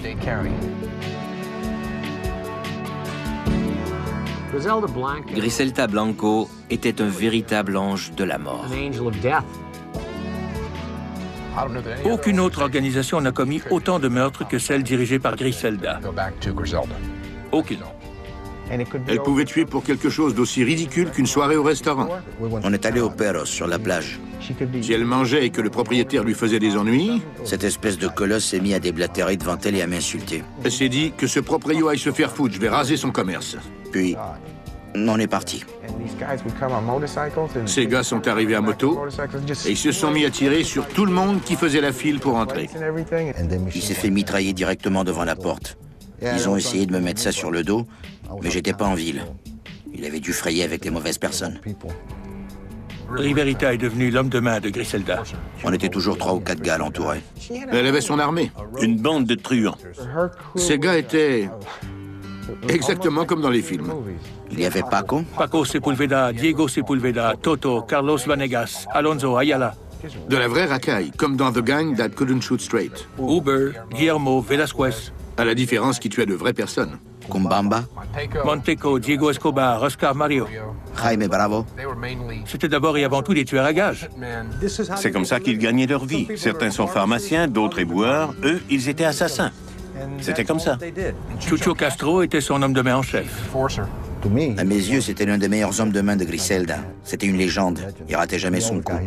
Le fils de Griselda, Osvaldo, avait 15 ans à l'époque. Il vivait à 100 000 à l'heure. Il était toujours armé et vendait 300 à 400 kilos de cocaïne par mois. Sa mère dirigeait tout. Il se prenait pour Don Corleone et il essayait de l'imiter. Et ça marchait. Il était arrogant à cause de sa mère. C'était un petit malin. Il se tenait chez Faces, une boîte de nuit de Coconut Grove, avec ses copains et sa petite amie. Chucho habitait tout près de là. Osvaldo a eu l'idée d'aller dormir chez Chucho. Il a pratiquement défoncé la porte d'entrée en dérapant avec son auto. Il a fait un boucan d'enfer. Et Chucho est sorti en lui disant de ficher le camp de là. Osvaldo l'a menacé. Si tu me laisses pas dormir ici, je vais le dire à ma mère. Chucho a dit, je me moque bien de ce que tu dis à ta mère. En fait, dis-lui d'aller se faire foutre. Chucho lui a botté le derrière et lui a dit de s'en aller au plus vite et de pas oublier de raconter à sa mère qu'il lui avait botté le derrière. Osvaldo est rentré chez lui, il a tout raconté à Griselda. Elle défendait ses enfants comme une lionne. Si on s'en prenait à eux, c'était la mort assurée. Avec elle, il y avait toujours quelqu'un qui avait fait quelque chose de mal. Que ce soit vrai ou pas, elle trouvait toujours une raison. Cet après-midi-là, elle m'a fait venir chez elle et elle m'a dit « Je l'ai prévenu que c'était la guerre. Il n'est plus mon ami. Il est mon ennemi. Si tu le croises, je veux que tu le tues. » Rivy et ses gars sont arrivés dans le coin. Ça n'allait pas être facile. Si on faisait la moindre erreur, c'est lui qui allait nous tuer. Rivy, un chauffeur et un autre homme armé sont arrivés à bord d'une camionnette blanche. C'est moi qui devais tirer. J'avais un M16. J'ai dit au chauffeur de m'avertir quand on s'approcherait de lui. J'avais prévu tirer à travers la portière. Je savais que si j'ouvrais la porte en roulant, il allait deviner. Il connaissait les ficelles du métier. Chucho a ouvert sa porte de garage, il est sorti sur la 168e rue et il est parti en direction ouest, vers l'autoroute 1. L'autoroute 1 se trouvait à un peu moins d'1 kilomètre. On avait bien assez de temps. C'est environ ici qu'ils ont rattrapé Chucho. Ils se sont placés à sa hauteur, du côté gauche, en roulant vers l'ouest. J'ai pris ma mitrailleuse et j'ai commencé à tirer sur ses pneus. Il a perdu la maîtrise de sa voiture, mais il a repris le contrôle et il est revenu sur la route. L'autoroute 1 n'était plus très loin. On était tout près du feu rouge. Il y avait une station-service à notre droite. En s'approchant de l'autoroute 1, Chucho s'est faufilé dans le stationnement de cette station-service. Ses agresseurs roulaient à fond de train en direction de l'autoroute et Chucho a réussi à les semer. On a regardé partout, mais on ne le voyait plus. On est parti en se disant qu'on avait merdé. Le lendemain, Griselda m'a appelé pour m'annoncer que le fils de Chucho s'était fait tuer pendant qu'il dormait dans l'auto. La balle avait traversé le coffre de la voiture et s'était logée dans sa tête. Je lui ai dit qu'on l'avait pas vu. Si je l'avais vu, on n'aurait jamais tiré sur cette voiture. Elle m'a répondu, il fait dire qu'il va avoir ta peau. Il t'a vu. D'accord. Chucho était recherché par les autorités fédérales. Un mandat d'arrestation était lancé contre lui pour trafic de drogue. Il ne pouvait pas rapporter le meurtre de son fils à la police. Il est rentré chez lui, il a déposé le bébé dans la baignoire avec de la glace pour éviter que son corps ne se décompose. Et sa femme et lui ont passé la soirée à pleurer avec le bébé dans la baignoire. Le lendemain, il a appelé la police pour nous dire où trouver le corps. Voici la transcription du coup de fil que Jesus a passé au poste de police. Je viens de laisser le corps sans vie d'un bébé qu'ils ont tué hier.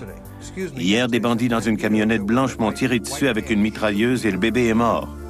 Au coin de la 7e avenue et de la 53e rue se trouve le corps du bébé que les bandits ont tué hier.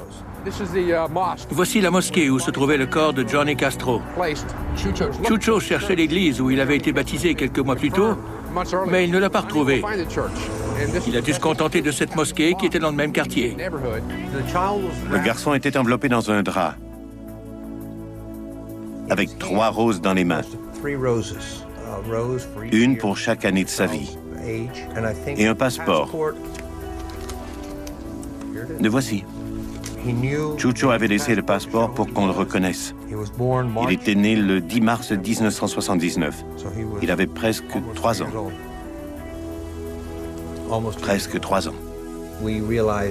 On a vu que c'était un enfant colombien grâce à son passeport et on a contacté le sergent Singleton et ses hommes du CENTAC. On savait qu'il s'agissait de Griselda Blanco et sa bande. On avait le nom de Riverita, mais rien de concret. On n'avait pas de photos pour identifier ceux qu'on cherchait. C'était la première fois qu'un enfant se faisait tuer par des trafiquants. Le petit Johnny Castro est mort seulement parce qu'il était en voiture avec son père. Celui-ci était colombien et la cible des cow-boys de la cocaïne. I was a rookie homicide detective, only been up there less than a year. And my son was about the same age at that time. On me demande souvent si la vue des corps me bouleverse. C'est la seule fois où je dois dire que oui. Ça m'a donné un grand coup. J'avais des enfants de cet âge-là. C'était un bambin innocent. Griselda m'a dit, oublie ça, au moins on l'a eu. Elle n'était pas désolée de ce qui s'était passé. Elle s'en fichait complètement. Les Colombiens étaient sauvages dans leur façon de faire, mais elle les surpassait tous. Les gens commençaient à en avoir assez, pas seulement aux États-Unis, mais en Colombie aussi. Tout le monde leur disait que cette femme était déchaînée et qu'elle compromettait tout le trafic. Les Ochoa lui ont transmis le message de s'en tenir aux hommes impliqués et de ne pas faire d'innocentes victimes. Les Colombiens ne souhaitaient qu'une chose, qu'elle se tienne le plus loin possible de Miami. Elle se faisait critiquer de toutes parts, mais elle envoyait tout le monde promener en disant « Je fais ce que je veux ici ». Si ça ne leur plaît pas, qu'il me tue. J'entendais Rafa discuter en espagnol quand j'étais chez lui. Il disait « Cette salope a encore fait ça. Qu'est-ce que je vais faire ?» Je savais qu'il appelait les Colombiens pour leur demander « Que voulez-vous que je fasse ?» Elle finissait toujours par s'en sortir, mais elle aurait déjà dû mourir depuis longtemps. Riverita est devenu l'homme de main préféré de Griselda. J'étais son responsable de la sécurité, en quelque sorte. J'étais le seul à savoir où elle habitait. La plupart des rencontres avaient lieu chez Rafa ou chez Max. J'ai d'ailleurs rencontré Max pour la première fois chez lui. J'avais accompagné Griselda. Je ne l'ai jamais aimé. Je disais à Griselda de ne pas faire confiance à ce salaud. Je lui ai dit, si tu ne te méfies pas de lui, il va te faire jeter en prison. La prochaine fois que je le croise, je le tire. Mais il le disait à Rafa, et tout le monde le protégeait. Rafa me disait que Max était son compadre. Qu'il aille se faire foutre. Je vais tuer cet enfant de pute. Max m'a dit, tu veux me tuer? J'ai répondu, pas maintenant, mais un jour. Il inspirait le respect avec son ton autoritaire, ses armes et son entourage. Il était toujours accompagné de plusieurs gars. Il avait l'air de quelqu'un d'important. Je n'en mettais pas plein la vue. J'avais une maison à Palm Beach, une maison à Sainte-Augustine et 2 maisons à Chicago. J'avais un tas de voitures. J'en achetais à ma femme et à mes maîtresses. Quand on mène ce genre de vie, il faut avoir quelques petites amies. Dès que je voyais quelque chose qui me plaisait, je l'achetais. Je ne me souciais pas du prix. Il avait un côté vedette.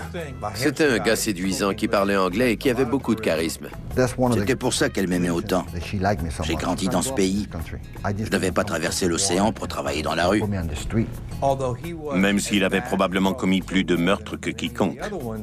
Je venais d'une bonne famille, mais j'ai grandi dans les rues de Chicago. J'ai toujours été un mauvais garçon. Un meurtrier sans scrupules. Pour tout vous dire, je ne l'aimais pas beaucoup. Parce qu'il se vantait de ses meurtres. Une fois, j'ai baissé ma vitre et j'ai tiré un type dans le visage avec un Mac 11. Je ne veux pas entendre de choses du genre « on a tué ce gars-là ou celui-là ». Je tuais n'importe qui aux États-Unis ou en Europe. Ils m'envoyaient n'importe où. Je ne veux pas les entendre se vanter de quoi que ce soit. J'étais le meilleur aux États-Unis. Le meilleur. C'était troublant. Parce que c'était l'homme de main de cette femme ou je ne sais trop.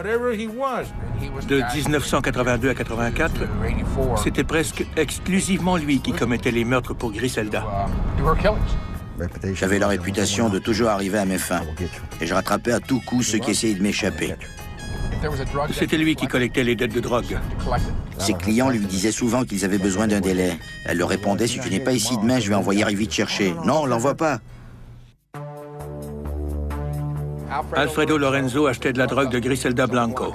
Griselda m'a dit de leur livrer 5 kilos de cocaïne. Chaque kilo coûtait $50 000. Un total de $250 000. Elle lui vendait de la cocaïne à crédit. Voici comment Griselda opérait. Elle lui a demandé combien de temps il avait besoin pour la payer. Il lui a dit 1 semaine. Elle a répondu, d'accord, je te donne 2 semaines. Au bout de ces 2 semaines, elle ne voulait plus son argent. Elle voulait sa peau. Rivy est allé chercher l'argent.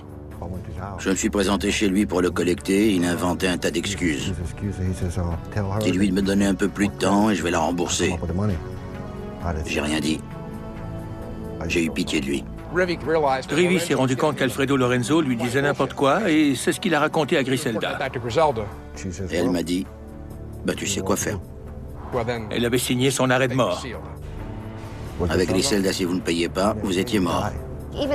Même la mafia a un certain code d'honneur. Les Italiens se demandaient comment faire pour obtenir leur argent. Ils réduisaient peut-être le gambouillis, mais ils s'en remettaient. 3 semaines après, il était guéri. Avec les Colombiens, il n'y avait pas de raclée. Les Latins ont le sang chaud. Ils réfléchissent pas avant d'agir, mais le contraire. Ils pouvaient tuer une famille entière et ensuite se dire « Oh mon Dieu, j'ai merdé. Comment faire pour avoir mon argent maintenant ?» Mais c'était trop tard. Ce n'était pas une question d'argent, c'était pour imposer le respect. Essaie pas de m'avoir, sinon je vais te tuer, ou je vais te faire tuer. Elle leur a dit « tuez-le » et ils l'ont fait. Miguel se tenait à ma droite et Oscar Murillo, Nianto, à ma gauche. J'ai frappé à la porte. Dès qu'Alfredo a ouvert, je lui ai enfoncé mon revolver dans les côtes. Je lui ai fait signe de se tenir tranquille et je lui ai demandé où était sa femme. Dans la cuisine, en train de faire à manger. Je suis allé la chercher. Elle m'a dit « Je ne sais pas ce qui va se passer, mais je vous demande seulement une chose. Ne faites pas de mal à mes enfants. » 3 enfants, 2 filles et un garçon. Des fillettes de 6 ans et 4 ans, je crois, et un petit bébé. Je lui ai dit que je ne ferais pas de mal à ses enfants. Quand Griselda m'a donné l'ordre de tous les tuer, je me suis dit que j'allais seulement le tuer lui. Je parlais à sa femme quand j'ai entendu 2 coups de feu. Je savais ce que ça voulait dire. Miguel avait tué Alfredo.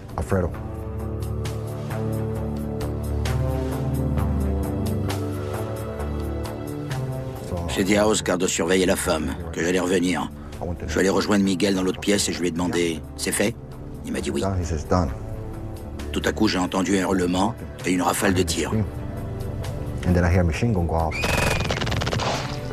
Je suis retourné dans la cuisine. Qu'est-ce qui s'est passé? Elle a essayé de me sauter dessus. Oscar a tiré.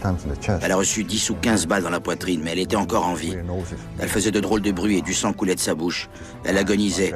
J'ai pris le revolver de Miguel, un 380 avec un silencieux, et je l'ai achevé en lui tirant 2 balles derrière la tête. Je voulais mettre fin à ses souffrances. Je me suis dit qu'il fallait se tirer de là, mais Miguel a dit non. Griselda m'a dit tuer tout le monde dans la maison. Qu'est-ce que tu racontes? Il reste que les enfants. Il m'a dit qu'il allait tuer les enfants. J'ai refusé. Non, tu feras pas ça. Il m'a répondu qu'elle lui avait promis une plus grosse somme s'il tuait les enfants. J'ai répété, il n'est pas question de tuer les enfants. Il s'est dirigé vers eux et j'ai sorti mon arme en disant « Tu vas sortir de cette foutue maison ». Miguel était furieux. « Il faut tuer la petite fille ». J'ai dit « On sort d'ici ». Je les ai obligés à sortir à la pointe de mon arme. Alfredo et Grisel Lorenzo ont été trouvés morts en juin 82 dans leur maison. C'était une modeste demeure du quartier Rhodes de Miami. En 1982, je venais de me joindre à l'escouade du Santac. J'ai reçu un appel de Nelson Andrew, qui était enquêteur aux homicides à Miami. Les corps se trouvaient dans 2 pièces différentes. Les meurtriers avaient laissé les enfants dans la maison avec leurs parents morts. Les 2 fillettes et le petit garçon se tenaient près du cadavre ensanglanté de leur mère dans la maison. Elle nous a payés et je lui ai raconté ce qui s'était passé. Je lui ai dit qu'on n'avait pas touché aux enfants. Elle était fâchée. Elle m'a dit qu'elle avait donné l'ordre de tuer tout le monde. Et quand elle disait tout le monde, ça comprenait les enfants. Je lui ai répondu que j'avais pris la décision de ne pas les toucher. Elle m'a demandé pourquoi. Parce que ce sont des bambins. Après la mort de Johnny Castro, j'imagine qu'elle s'est habituée à tuer des enfants. Elle aimait la violence. Elle parlait toujours de ça. Il faut se débarrasser d'un tel et d'un tel. Elle y prenait un malin plaisir. Elle a déclaré la guerre à Paco Mejia. Des années plus tôt, il avait travaillé comme homme de main pour Griselda. Apparemment, il l'a volé et la guerre a éclaté entre eux. Homicide investigators learned several weeks ago that a big shipment of cocaine worth several $1 million from Colombia never arrived here. Police say it was headed to New York City. Elle ne pardonnait jamais ce genre de choses. Je suis parti à New York pour tuer tous ceux qui travaillaient pour Paco Mejia. Tous ces hommes. Il n'y avait plus de règles qui tenaient. De ceux qui cachaient la drogue aux tueurs à gages, 11 personnes sont mortes. 11 personnes. On se trouve au centre commercial des Amériques, qu'on appelait le centre Pan American en 81. En arrivant au centre commercial, j'ai ramené les voitures où ils le voulaient. C'est ici qu'Octavio Mejia a été assassiné. C'était le père de Paco. Ils lui ont tendu une embuscade à la sortie du centre commercial. Il a été atteint de plusieurs coups de feu tirés par différents tireurs. Plusieurs personnes étaient en colère parce qu'ils prétendaient qu'Octavio n'avait rien à voir dans le conflit entre Paco et Griselda. On l'a reproché à Griselda. Elle s'est fait encore plus d'ennemis, mais elle s'en fichait. En fait, elle aimait ça. Mais je savais pas que son fils Paco était là. Il attendait son père dans la voiture devant le centre commercial. J'étais furieux de l'avoir raté. Mais je savais que j'allais réussir autrement. J'ai appris qu'il avait une nouvelle maison à Killian Parkway. Griselda m'a dit, cette fois-ci, tu ne manqueras pas. J'ai répondu, non, je vais faire sauter toute la maison. Qu'est-ce que tu veux dire? Je vais faire sauter une bombe et tuer tout le monde. J'avais 200 bâtons de dynamite. Ça a été une terrible explosion. Le toit s'est envolé et la maison a été littéralement pulvérisée.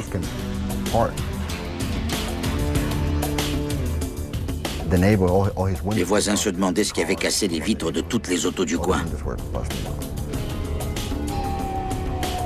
J'espérais qu'ils trouvent des corps dans la maison, mais j'avais encore raté mon coup.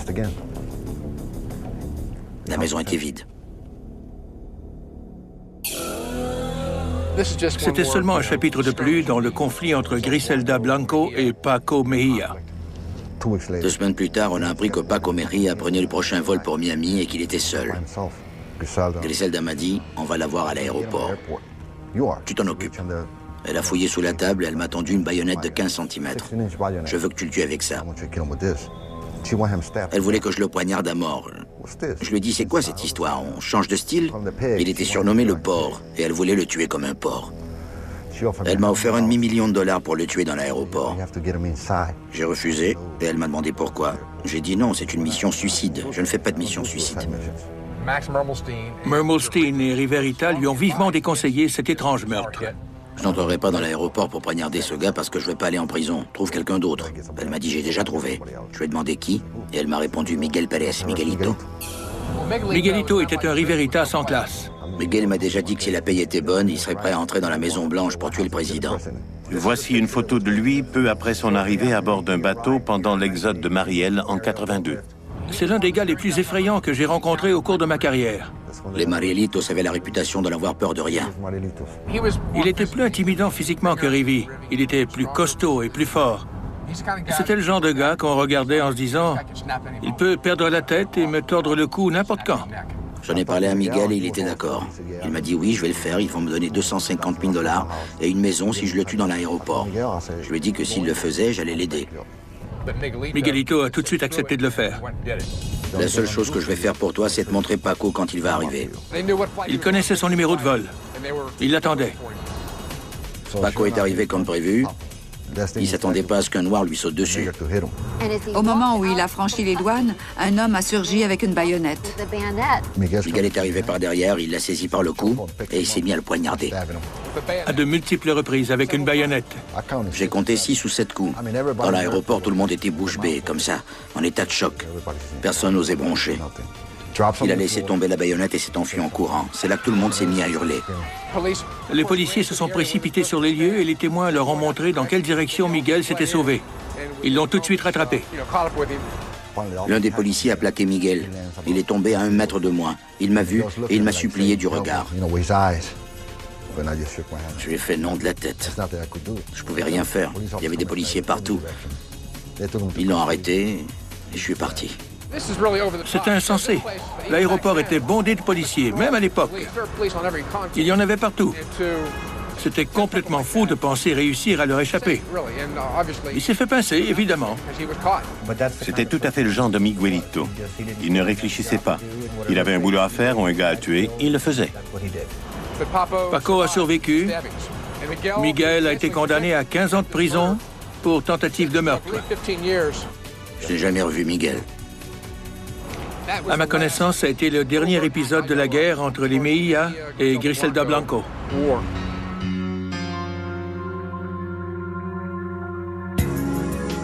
Griselda Blanco a joué un rôle de catalyseur pour que les autorités des États-Unis reconnaissent enfin la gravité de la situation à Miami. C'était le chaos. Un foutu bordel. Croyez-moi, quand les gens commencent à se faire tirer ou à se faire tuer, la pression monte. On n'allait tout de même pas tuer la poule aux œufs d'or. Ils ont réagi à cause de la violence, et non pas à cause de toute la drogue qui entrait au pays. Ils n'étaient même pas au courant. Ils ont mis sur pied des unités spéciales. A special anti-narcotics detective squad known as Centec 26. Tout à coup, des gars étaient à mes trousses. Je savais même pas qui ils étaient. D'où sortaient-ils? Prosecutors expect more arrests of drug dealers in the near future. Reagan venait d'être élu. We need to get the president to come to Dade County to talk to the widow of a taxi cab driver whose head's been blown away. Le degré de violence de la guerre de la cocaïne, le taux d'homicide et la une du magazine Time, tout ça a fait réagir. L'escouade contre les crimes violents du vice-président Bush dans le sud de la Floride a inondé Miami de policiers fédéraux. It is a joint operation with the state people, local police officials, Coast Guard, Customs. South Florida cannot be a haven for criminals, for sophisticated and organized drug traffickers, for hired assassins. Le reste des États-Unis a enfin compris que le problème de Miami n'était pas seulement local, mais bien national. This initiative will bring together all our resources to combat the major drug traffic and the crime problems of Miami. I have today sent a telegram to the president imploring him to put Homestead Air Force Base on a war footing to intercept, stop, and shoot down if necessary drug-laden clandestine aircraft or vessels which are trying to smuggle narcotics into Florida. We have an unidentified vessel just west of West End, Grand Bahama. Can you send an aircraft out to visually ID him? I have received authorization from the government of Colombia to fire into your vessel. Right to 160, aye?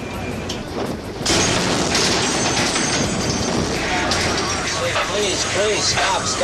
Tell him to stop and I will stop. Been hit.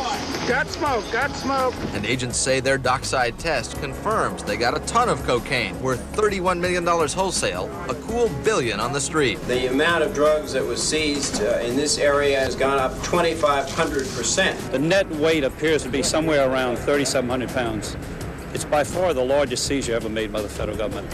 In fact, I would say it's 4 times the largest we've ever made. Are you saying that it will no longer be possible to smuggle drugs into the United States? No, I'm never saying that. What are you saying? What claims do you make for the It's becoming progressively more difficult. The good news is that Miami's runaway crime rate has been brought under control, that there is now a full-scale commitment on the part of citizens, government, police, and our courts to wage a battle against the criminal enemy.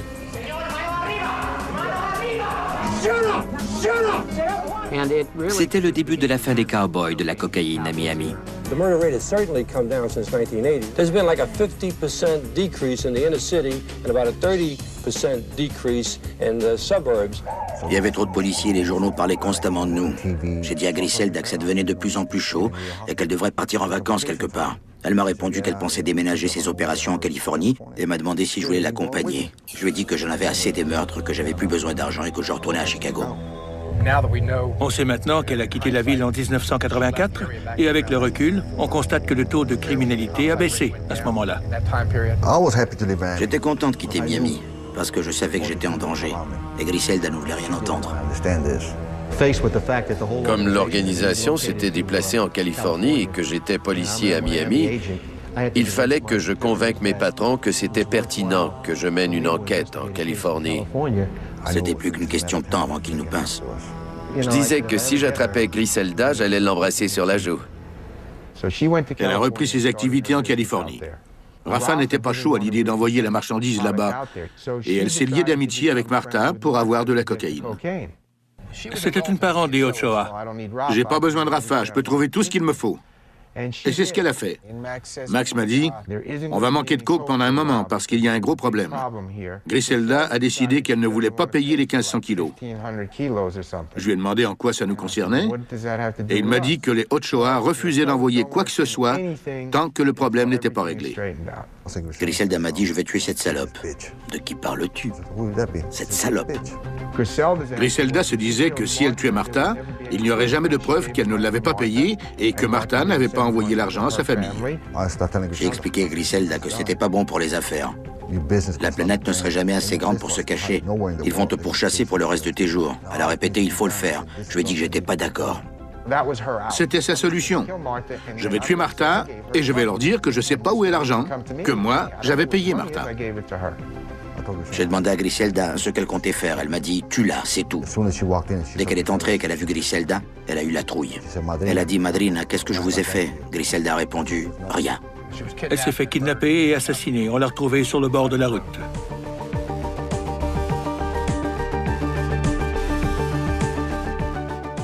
Griselda avait signé son arrêt de mort. On ne pouvait pas tuer Marta.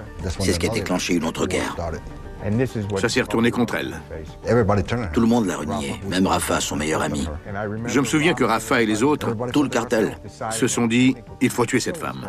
La tête de Griselda a été mise à prix. Ils l'ont prévenu qu'ils allaient la retrouver et la tuer. Max était dans le pétrin. C'était le début de la fin. Il savait qu'il y avait un problème. Il aurait dû se méfier davantage. Il n'avait pas prévu le coup. Max m'a appelé pour me dire « Je crois que j'ai des ennuis. Je vais faire un tour de voiture. Reste au téléphone avec moi. » D'accord, Max. Je raccroche pas. Max est monté dans sa voiture. Max est sorti de l'entrée et il m'a dit « Oh, ils arrivent de tous les côtés. » Je savais que j'étais sous surveillance. Les autos me barraient la route. Une seconde plus tard, j'avais 40 armes braquées sur moi. La communication a coupé. Ils l'ont arrêté. On ne l'a plus jamais revu. J'avais des millions de dollars enfouis dans ma cour, dans des sacs poubelles. Ce soir-là, j'ai tout déterré, éclairé de ma lampe de poche, parce que j'avais peur qu'il débarque. Je vivais dans les Everglades. J'ai jeté 6 ou 8 millions, je ne sais plus trop, dans un canot, et je les ai enterrés dans les Everglades, sur l'autre rive. J'étais certain qu'il débarque là chez moi. Personne n'est venu, il ne s'est rien passé. Personne ne se méfiait de quoi que ce soit. Mickey et tous les autres disaient « On n'a rien remarqué d'inhabituel quand le dernier avion atterrit, tout avait l'air normal. » J'ai dit « Eh bien, continuons comme avant. » John me disait qu'on n'avait pas à s'inquiéter. Et comme on le trouvait tellement malin...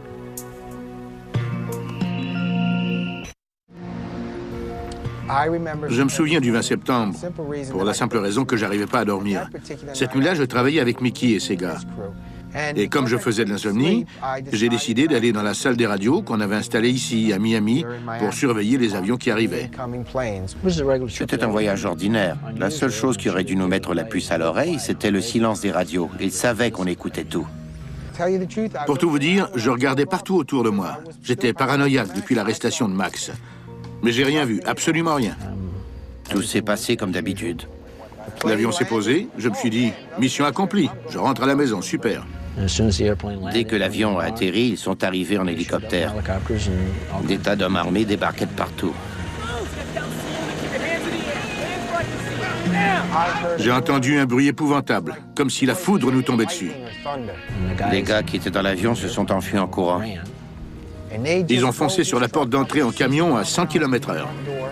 2 rafles ont eu lieu en même temps, à Tampa et à Miami. Ils sont arrivés vêtus de noir, avec des lunettes de vision nocturne et des masques. On se croyait au Vietnam. C'était de la folie. Je suis sorti par la porte arrière. Vous croyez que je vais vous tirer dessus? J'ai eu une altercation avec un des gars. Couche-toi par terre et ferme-la. OK, j'oublierai jamais ça. Ils m'ont regardé en disant, « Robert, qu'est-ce que tu fais ici ?» Je pense que j'ai merdé, pas vrai? Oh oui, on serait allé chez toi après, mais tu nous as facilité le travail. J'arrivais pas à dormir. Il a répondu, tant pis. Quand je suis arrivé au centre-ville, j'ai entendu à la radio, ils tirent, il y a des coups de feu, bang! Je leur ai demandé, qu'est-ce qui se passe ici? Est-ce que ça me concerne? C'est ton avion, il y a une fusillade à ta ferme. Ils couraient partout, ils tiraient. Ton ami nous tire dessus. Mon ami, Mickey. J'ai essayé de brûler l'avion. Mickey avait un pistolet de signalisation. Il y avait des bidons d'essence près de l'avion qui servaient à ravitailler l'avion avant le décollage. J'en ai renversé un. Mickey voulait se sauver, alors il a tiré un coup de pistolet. Je me suis caché et j'ai regardé le spectacle de loin. Ils l'ont traqué dans les bois toute la nuit sans lui mettre le grappin dessus. Ils sont devenus fous. Early this morning, Customs and FBI agents began a roundup of 12 people authorities say helped transport nearly 20,000 pounds of cocaine into this country by sea and by air from Colombia. One of the men behind the scheme was fugitive Michael Mundy. The Mundy organization transported cocaine from Colombia using aircraft making direct flights and aircraft in combination with small boats where the aircraft dropped the loads in the Bahamas. It wasn't their cocaine, and they didn't sell cocaine on the streets. All they did was transport for other people and charge a fee for that transportation. Basically a contract service. Many of those shipments were attached to a highly sophisticated homing beacon that allowed the bad guys to find their drugs when authorities were not around. This transmits a radio signal as well as having infrared lights so they can see it with, at night with infrared goggles. So this shows how sophisticated they were. Max Mermelstein est devenu témoin. Il a accepté de parler des meurtres de Miami, entre autres. On a recueilli son témoignage. Pour être honnête, au début, je ne croyais pas les 3/4 de ce qu'il racontait. C'était trop gros. Max a cafardé. Il nous a tous vendus. Il a collaboré avec eux en prison. J'avais prévenu John, il ne m'a pas écouté. Je leur disais depuis le début que Max était faible et qu'il allait forcément nous trahir un jour ou l'autre. C'est pour ça que je voulais absolument le tuer, mais ils m'ont pas laissé faire. Le gouvernement ne savait rien. Et je suis persuadé que sans Max Mermelstein, il ne nous aurait jamais attrapés. Il nous a éclairés. Les autorités n'avaient pas la moindre idée de l'emplacement de la ferme ou de nos voyages. Ils savaient absolument rien. Et on était en affaires depuis 5 ans. Max faisait partie de la famille. Je ne pensais jamais qu'il ferait une chose pareille. Ils sont arrivés le lendemain en défonçant notre barrière pour fouiller la maison.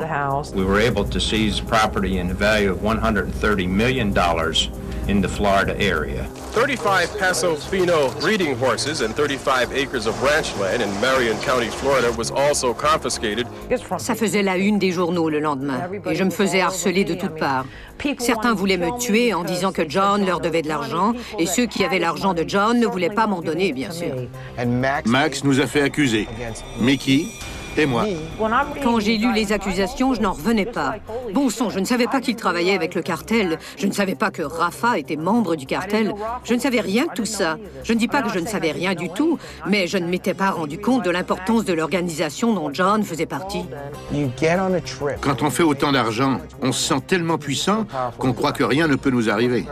Je me souviens du jour où il pleurait comme un bébé et qu'il disait qu'il perdait tout ce qu'il aimait. Je suis le seul à blâmer pour ce qui m'est arrivé. Le seul.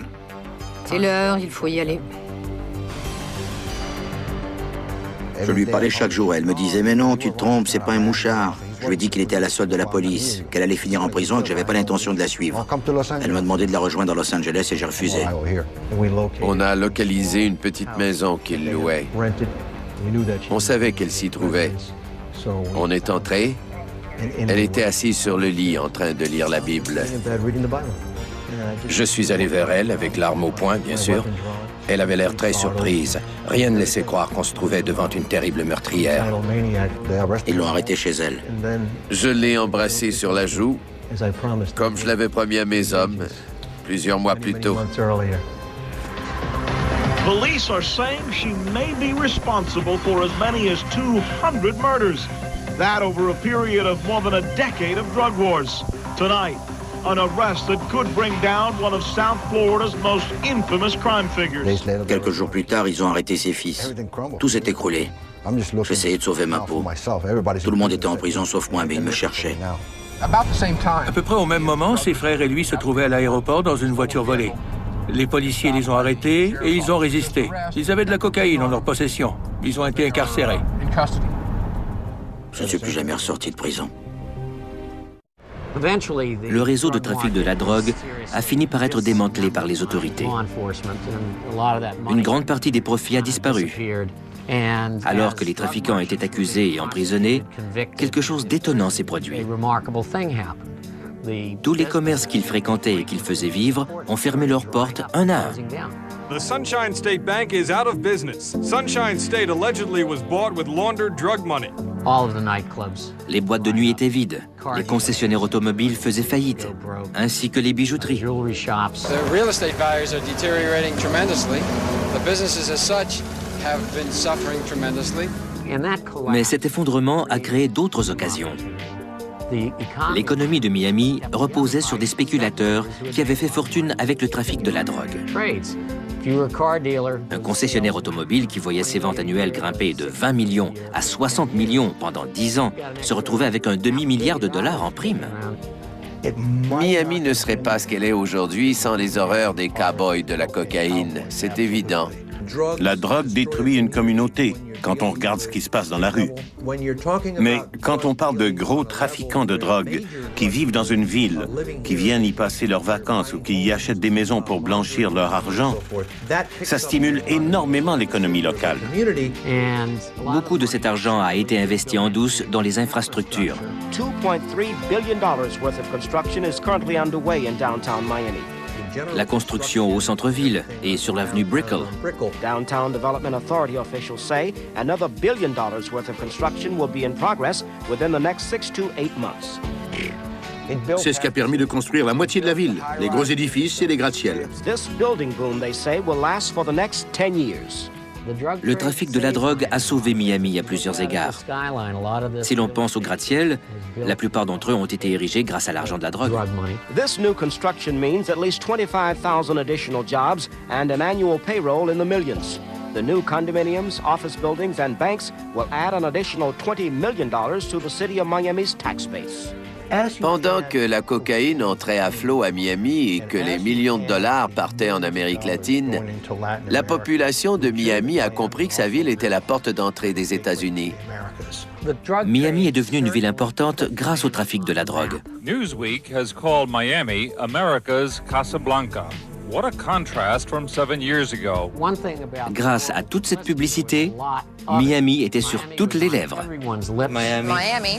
To Miami Beach. Partout dans le monde. Les gens disaient, j'ai toujours rêvé d'aller à Miami. Est-ce que c'est vraiment comme on le prétend, avec les plages, les belles femmes et les boîtes de nuit? It's called Club 1235. It's the place where that big Miami Vice bash was held Saturday night. On passait à la télé chaque vendredi soir à heure de grande écoute avec Miami Vice. Le scénario s'inspirait du trafic de la drogue. Miami Vice may not enhance the city's image, but it's doing great things for the local economy. Don Johnson et Miami Vice, Al Pacino et Scarface. C'était séduisant. This is Miami. Things are more relaxed. C'est intéressant parce que quand Miami Vice a commencé, l'équipe dénichait un vieil hôtel abandonné ou une station-service de Miami Beach qu'ils éclairaient, repeignaient et rénovaient pour y tourner leurs scènes. Ensuite, ils allaient ailleurs. Mais l'endroit était transformé. Ils ont montré aux gens ce qu'il était possible de faire.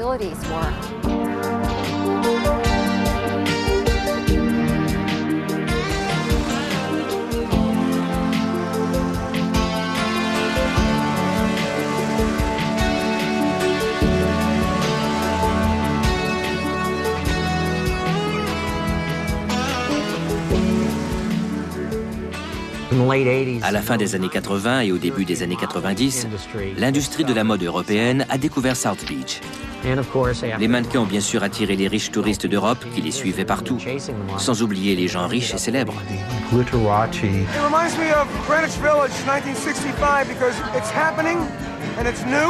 Les paparazzis ont pris le relais et ils ont créé un véritable phénomène. On est passé d'une station balnéaire paisible à la capitale branchée des États-Unis de renommée internationale. Le monde entier débarquait à Miami. C'était mission accomplie. On aurait pu connaître une renaissance sans sacrifier autant de vies humaines. Tout comme plusieurs personnes, j'aurais préféré me passer de cette énorme contribution financière.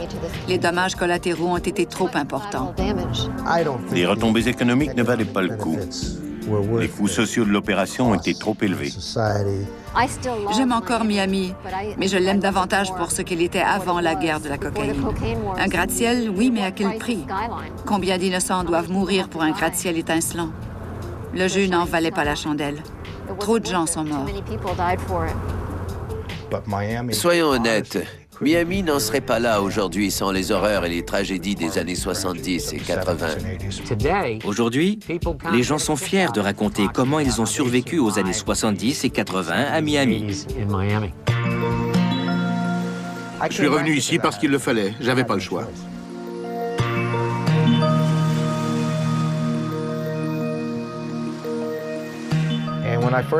J'oublierai jamais les premiers jours de ma libération.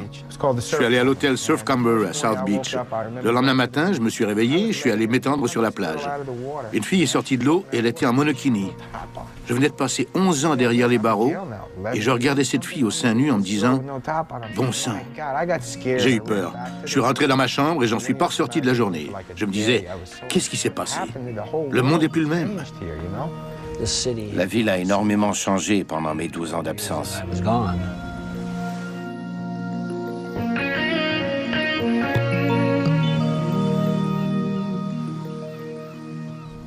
Je ne sais pas, hein, on change avec le temps.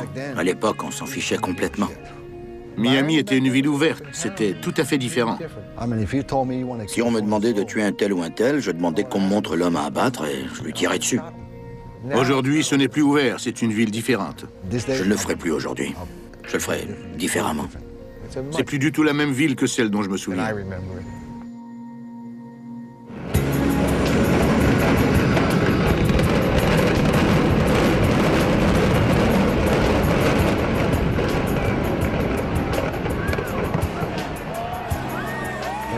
La plupart des gens que je fréquentais ne sont plus ici. Mes amis d'enfance sont tous morts. Assassinés.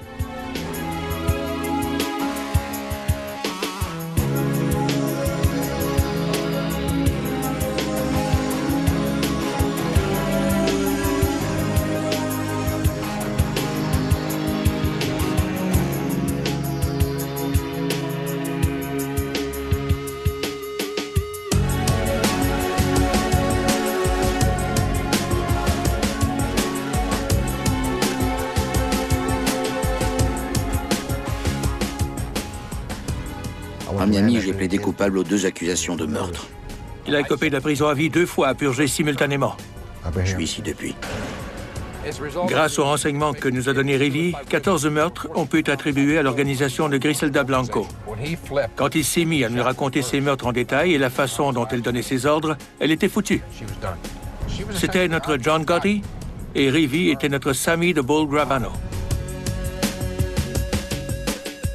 L'affaire contre Griselda Blanco a été un vrai fiasco.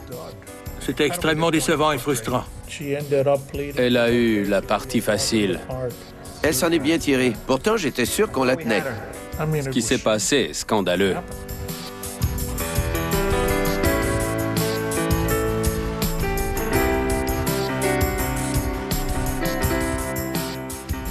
Une fois qu'on a perdu Rivi, on a perdu le lien entre les tueurs à gages et Griselda. Riverita a monté le dossier avant de saboter. Ça a littéralement torpillé l'une des plus importantes enquêtes de meurtre que l'on peut imaginer.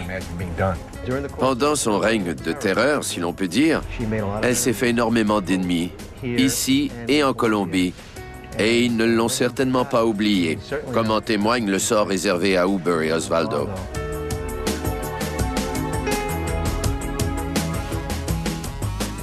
Le proverbe « Quiconque se sert de l'épée périra par l'épée » est tout à fait vrai dans ce milieu. Si jamais elle remet les pieds en Colombie, elle risque fort de subir le même sort. Personne ne mérite davantage la peine de mort qu'elle. Elle devrait être condamnée à mort. Mon seul réconfort est de me dire qu'elle restera en prison jusqu'à ma retraite.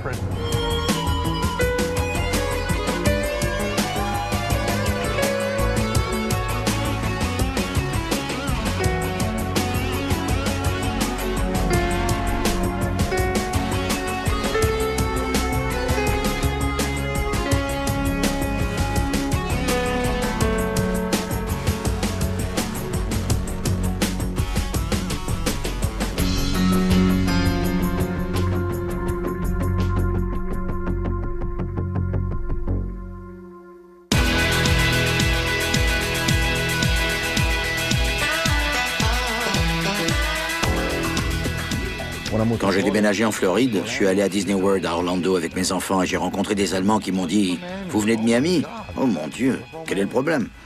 Des gens se font tuer chaque jour là-bas, ça fait les nouvelles en Europe. J'ai répondu « C'est vrai, c'est une ville très dangereuse. J'irai pas en vacances là-bas. » Ma femme me regardait, l'air de dire « S'il savait. » J'aurais bien aimé savoir où est passé tout cet argent. The invasion came before dawn when U.S. fighter jets bombed General Noriega's military headquarters. Utilize his position to sell the country of Panama to the traffickers. Avec la chute de Noriega, on a perdu environ 140 millions dans une banque du Panama. Max, Rafa, Ochoa, Escobar, moi-même. Tout le monde a écopé. C'est là qu'on a tout perdu. J'étais en prison à l'époque et je n'avais aucun moyen de récupérer mon argent. Le gouvernement a saisi tout l'argent de la banque. Je suis allé au cinéma et j'ai fait la file pendant 2 heures pour voir le fameux film Scarface. J'étais avec 9 gars, une bande de 10 tueurs. Le film a commencé, ils essayaient de le tuer, ils avaient engagé 2 Colombiens pour l'assassiner. On a éclaté de rire. On l'aurait eu. Dans la vraie vie, on l'aurait eu. On February 3rd, 2006, Miami attorney Samuel I. Burston pled guilty to obstruction of justice charges after being arrested at his $4.8 million home on Sunset Island. Prosecutors say he acted as house counsel for a criminal organization that imported and distributed cocaine and marijuana. Burston, who is facing 20 years in prison if convicted of all charges, will serve 42 months, forfeit his law license, and give up nearly $400,000 in cash and assets.